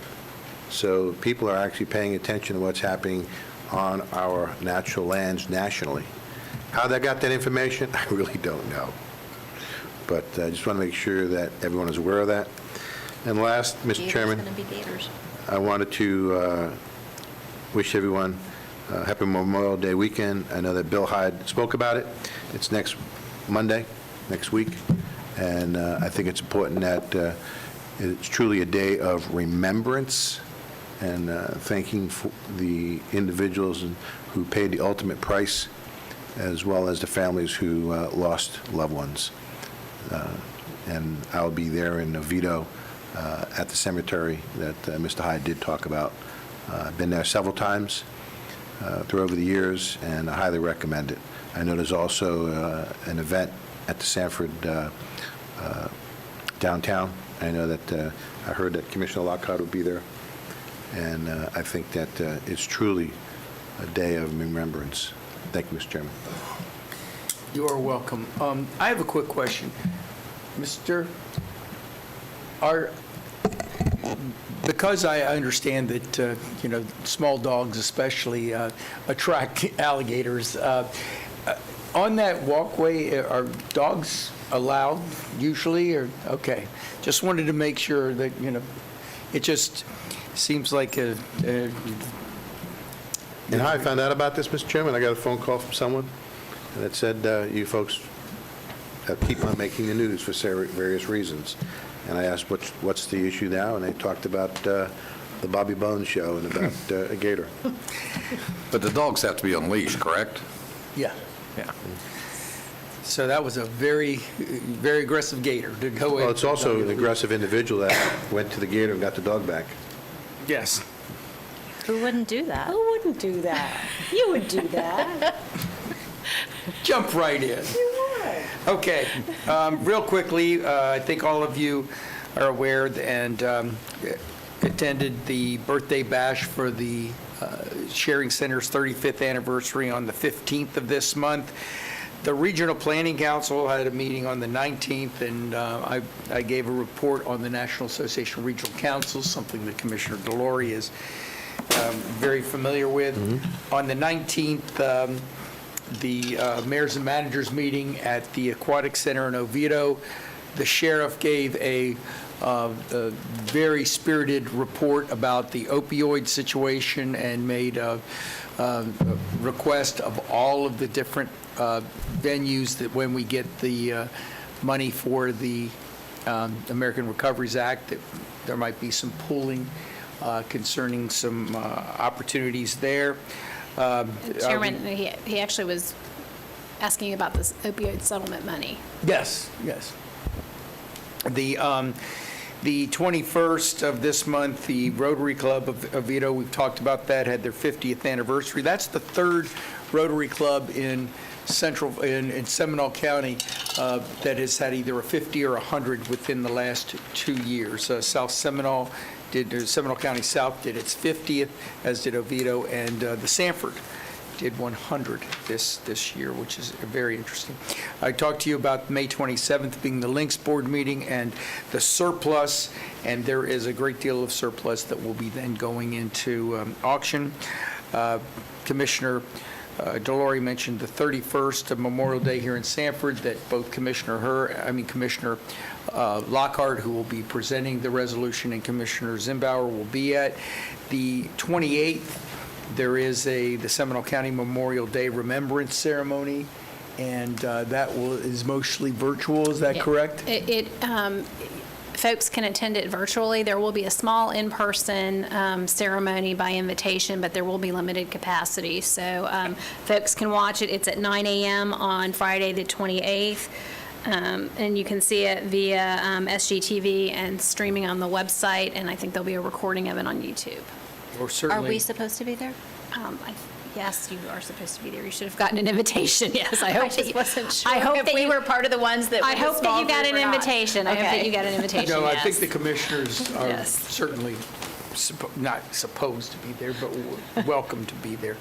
And then the one class in Leadership Seminole that has taken forever to graduate, I believe, is finally graduating, are they not, Commissioner Herr? They are graduating. On June 4th, and that will be something that I will be attending. And then, of course, I think on the 27th this week, the Seminole Chamber has the legislative update. When it comes to the chairman's report, I've had a request from Harvest Time International for a letter of support on medical services, specifically dental. Is there any objection with me sending that letter? You've all received it in the, without objection? No objection. Without objection. Thank you very much. Also, Commissioner Herr, I've received something from Mr. Green concerning a joint meeting for Midway. I know that you and I and Commissioner Delory, and I'm not sure if Commissioner Zimbauer, Commissioner Lockhart have had meetings out there with him, but let us know what you would like, your district, let us know if you want to have that joint meeting or not. I just wanted to point it out. I received that today as well. Okay. I'm not sure what the intention is. I have not And I spoken didn't, to him. and that's why I'm asking you to, let you take the lead on that, being your district, obviously. And then I did mention the 3 bills that the Florida Association of Counties decided to pick, the ones that they felt were the most onerous. I don't have to tell you, they were all preemptions. One was the 403 home base business preemption, which also has some legal implications that, because there was last day shenanigans going on there. The 896, the solar farm preemption, and the 268 local occupational licenses and regulation preemption, which I don't believe that affects us directly, but affects a great deal of our fellow counties and cities. And with that, I don't have anything else. Commissioner Lockhart has something. Well, it's not for me. We had a woman who was here earlier who had intended to speak publicly, but she couldn't wait. So she sent an email. So if I could just read her email Certainly. into the record. This is from Ashley Morissette, who lives at 713 Hackberry Way in Lake Mary. She says, I'm emailing you because I wasn't able to remain. My husband and I have 2 children. One is 2.5 and a 4-month-old, and we live in Griffin Park off of Longwood Lake Mary Road. Since we moved here last year, we have been able to reduce our vehicle miles traveled substantially, which was an important part of why we moved to this area from Longwood. With the increase in businesses going into the Oaks at Lake Mary Plaza just across the street from us, as well as the installation of the new Tree City Park off of Washington, I would like to bring to your attention the immediate need for more pedestrian and bicycle-friendly facilities along Longwood Lake Mary Road.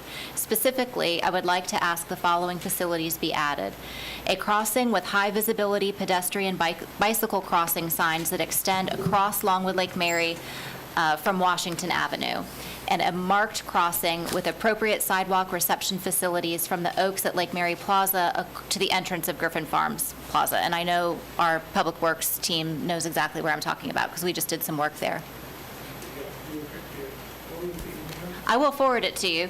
Also, I would like to see the speed limit reduced on Longwood Lake Mary Road from the start of the conservation area to the stoplight at Lake Mary Boulevard. I would love to attend a meeting sometime and present my request directly to the commission, but here we are. So I did it for her. No sidewalks? Yeah, No where's the sidewalks. sidewalks? No sidewalks. Commissioner Herr was going to bring that up again, but thankfully she did not. Last and sad note, but I think you already know it, but just for the record, for the second year in a row, the Red Hot and Boom has been canceled in Altamont Springs. And with the development there and everything, who knows what's going to happen in the future.